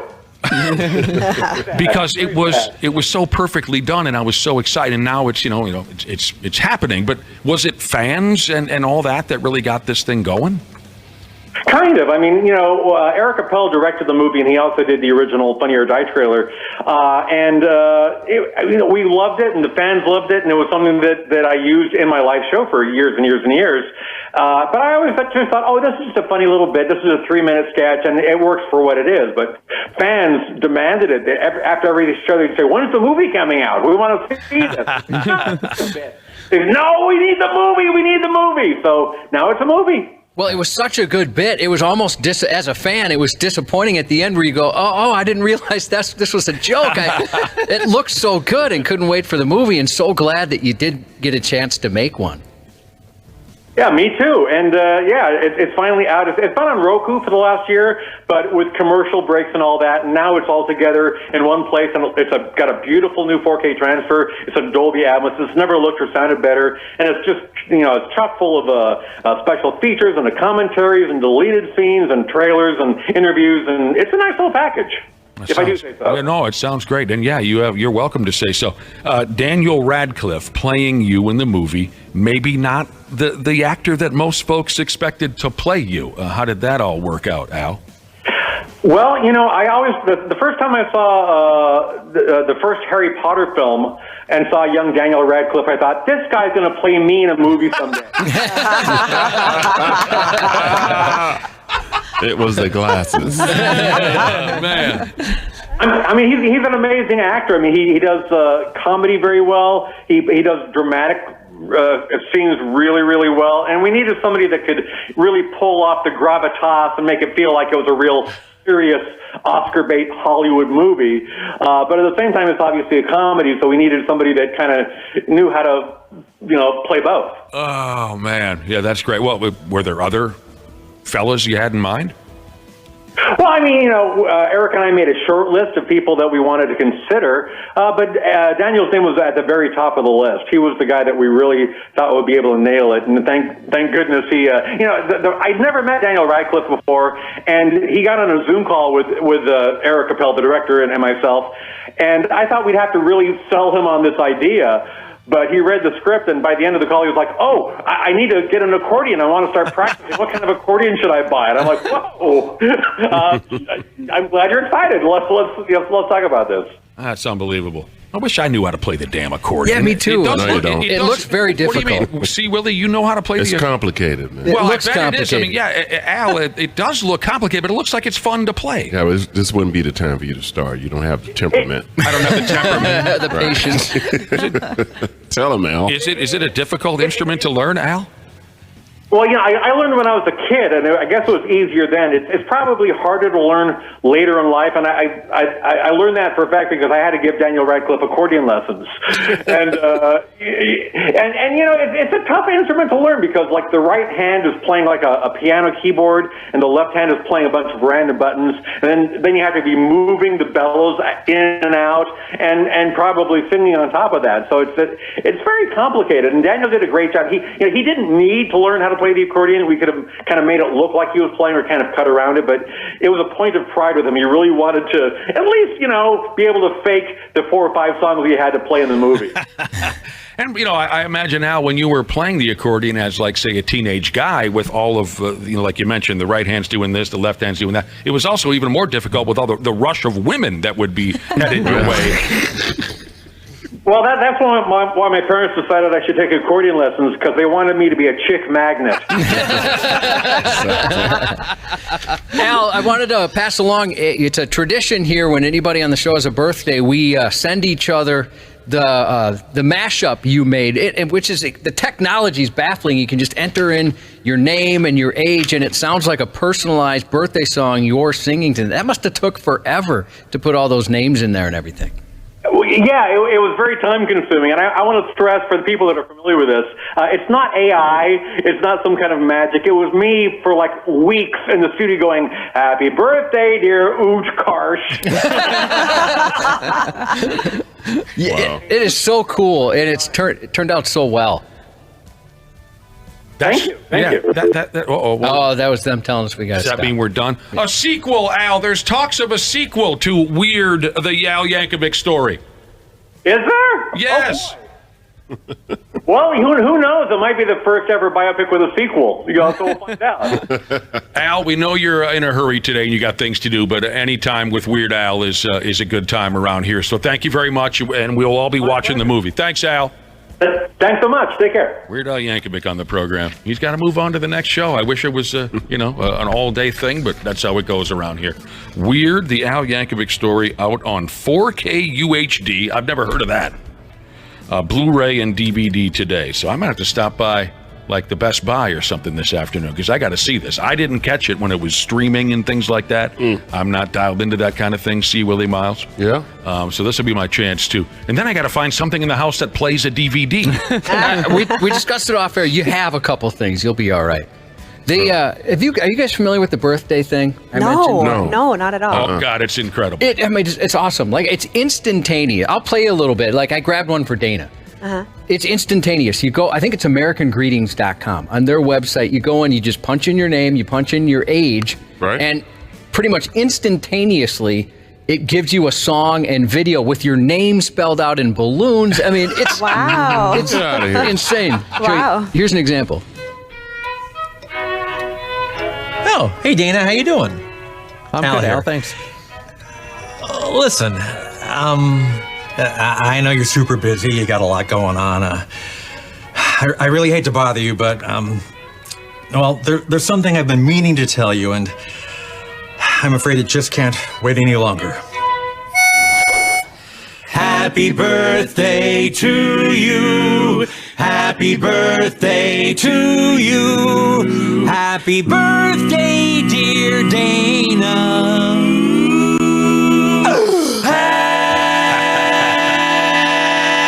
Happy birthday to you. And then it goes on with the age and everything. I mean, it'll say like 20-something, 30-something years old, but... So was he playing with us? Did he actually sit there and sing all these different names and read all these different names? I would think he must have. I'm the last guy that could figure something like that out. Yeah. That's what I was saying. Like, I bet that took absolutely forever to do all that. Because he mentioned, I forget the name he used, but there's, names from plenty of different cultures. Right. Yeah. Right. That would have been a hell of an undertaking. Now, Dana, did you see the movie already, Josh, when it was streaming? No, I don't have Roku. Dana's the only guy I think who's seen the movie when it was streaming. Like Al said, it came out a year ago, but now it's available, for simpler sumbitches like myself to go get a physical DVD from a store. But do you know the story? We didn't get a chance to talk to Al about this kind of thing because he's in a hurry. He's got all these radio interviews. But do you know the story? What they're doing with this movie? No. Okay, it's a completely, it mirrors Al's career. It's a complete, silly, ridiculous exaggeration of his life, including he becomes a drug addict. He has a torrid affair with Madonna. Yeah, Madonna plays a big role in the movie. So if you didn't know the original weird trailer from all those years ago from Funny or Die, it'll take some folks by surprise. But I don't want to give too much away, but there's machine guns, there's drug lords. Pablo Escobar plays a big part in the movie. It's just very over the top and hilarious. If you two have the time, see Willi Myles and Janel Klein. Go to, Funny or Die, is that even still the thing? Yeah. Okay, because it was so long ago when it debuted. Find that original trailer from Funny or Die. You will absolutely fall in love with it, and you'll so desperately want to see that story told, and now we have a chance to do so. It is very funny. Well, I wasn't exaggerating. I had tears in my eyes. I was so excited when I saw that trailer the first time. Thank you again to Weird Al. Next time, hopefully we can have him for a little longer, but that's how it goes. KARE 11's Janel Klein. This is the 93X Half-Assed Morning Show. Yeah, we got to get going again here pretty soon on the Half-Assed Morning Show. It's 8:53, and yes, Janel Klein is here, and so is stand-up comic C. Willi Myles. Boom. We got a chance to talk to Weird Al Yankovic a few minutes ago. What a thrill. Legend. Mm-hmm. Talked to Weird Al for a quick minute or two. We even played one of his biggest hits from 1984 when he covered or parodied Beat It by Michael Jackson. We played Eat It, which was fun. We played Eat It on the radio. Got a text message from a listener while that song was playing that says, I did this song, and I imagine he means lip-synced it or air guitared or something. I did this song in our 6th grade talent show. I am now 49 years old. Ouch. That's so cool. Oh, that's hilarious. The old grade school talent. Did any of you get involved in your grade school or junior high talent show? God, yeah. Yeah, Did we you? had to. You had to? Yeah. Keep in mind, I went to a very small school, but yeah, every kid had to do something. Really? That's fascinating. So what did you do, Josh? One year we did like just a group song, and then you sang like. Yeah, it was like 3-4 of us. Like a cappella type of deal? Yeah. Well, no, it was the Muppets Phenomena song. That one. Just a few young dudes. Yeah, it was like four guys sang the song. Yeah. Wow, you had to do it every year. Yeah, well, for 3 years. For 3 in 6th, 7th, and 8th grade. Middle school. Yeah. What about you? Well, it wasn't middle school for me, but yes, that age. Okay. Because I went K through 8. Oh, okay. So that was still technically grade school. Grade school. Okay. Yeah. What about C. Willi Myles at the school talent show? What did you do? It was dope, man. Me and my friend Lino and my other buddy Bo, we would do the not Temptations, the OJs, because it was only 3 of us. We wanted to do the Temptations song. Not and enough. We danced. We did the whole routine, the whole OJs routine. What song? OJ's? Yeah. What song? People Get Ready. The train is coming. Oh yeah. Oh sure. So you sang it yourself? We sang it and did all the moves. Dude. Exactly. That's crazy. That's dope. Awesome. We won. That was the 7th Nice. grade. Nice. Heck yeah. 7th grade. Yeah, my 7th grade. Yeah. Did the chicks just come running after that? Oh, they were already there, bro. They were already there. Oh, We had the afros and everything, man. We had the nice shirts with the vests on. And, How long did it take you to get all the dance moves down? Oh, we were already doing them, man. You know, Okay. it's like that song was like so popular. People get ready. Yeah. There's a train a-coming. Absolutely. Janelle, did you and your hot girlfriends do like a Mean Girls routine up there? No, I don't You have probably any. don't know what the reference is. I but, don't. Okay.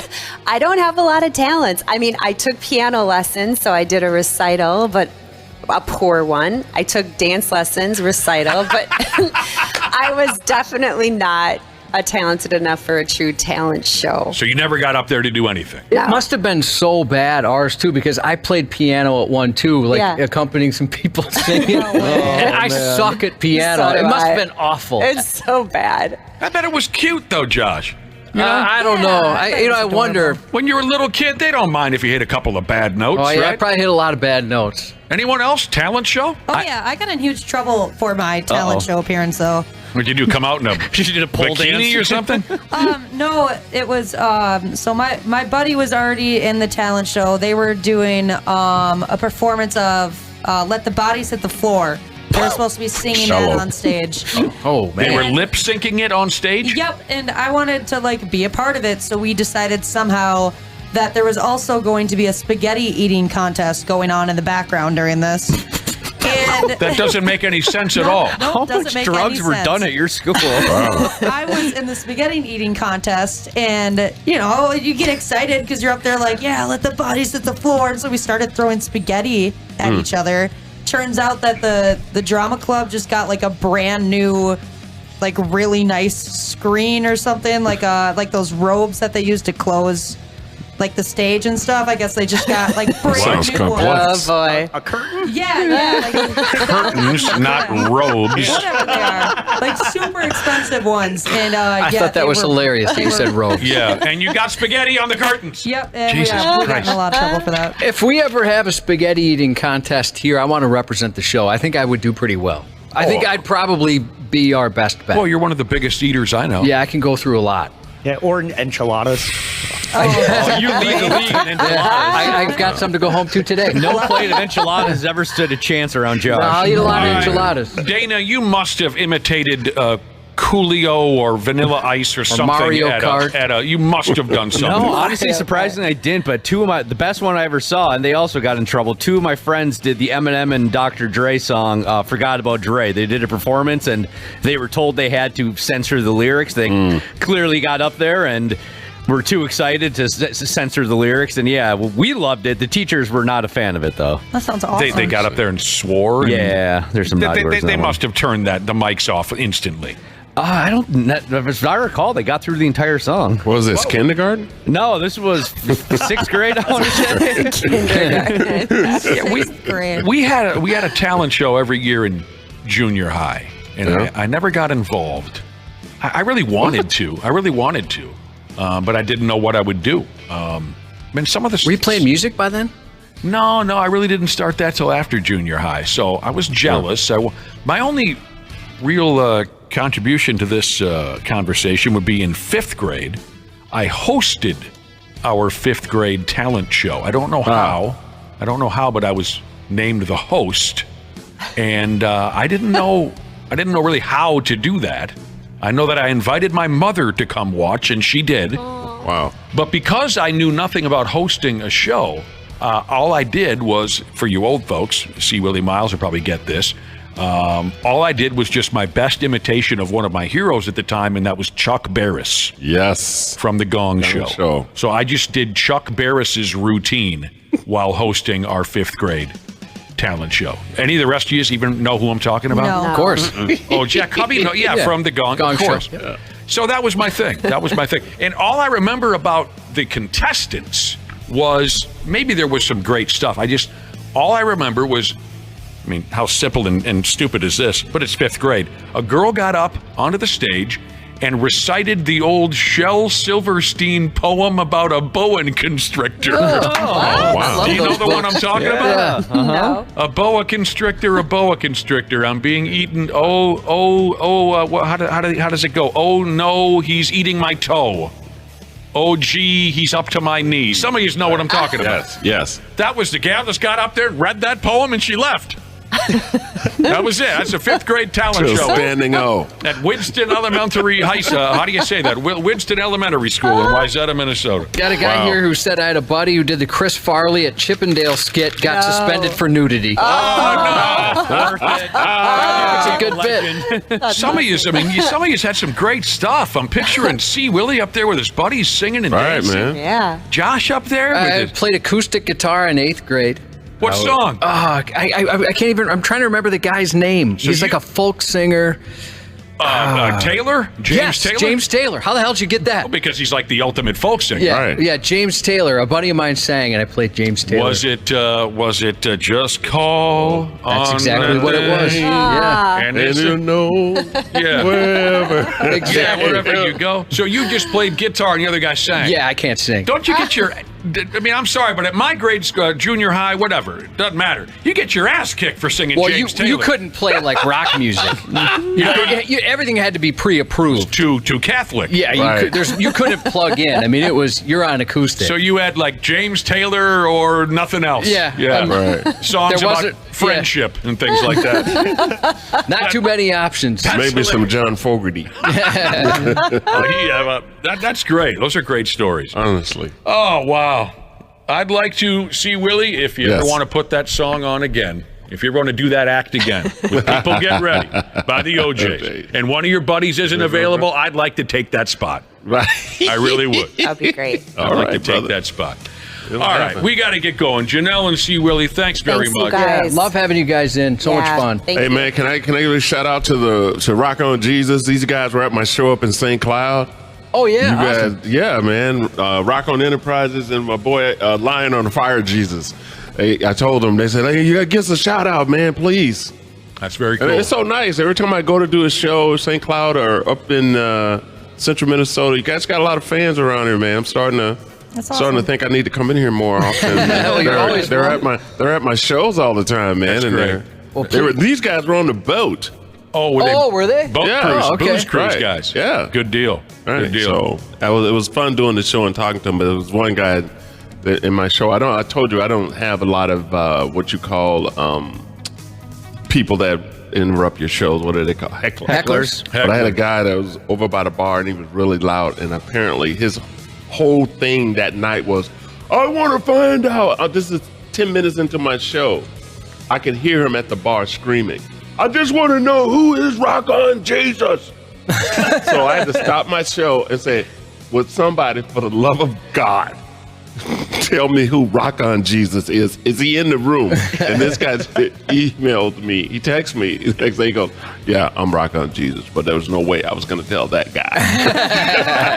Jeez Louise. Yeah, very cool. You got any shows coming up you want to promote? Anything? My next public show is going to be at the Crooners. I'm doing Valentine, and then I know I'm going to be out towards St. Michael's somewhere at an event out there. But I got a schedule that's up on my website.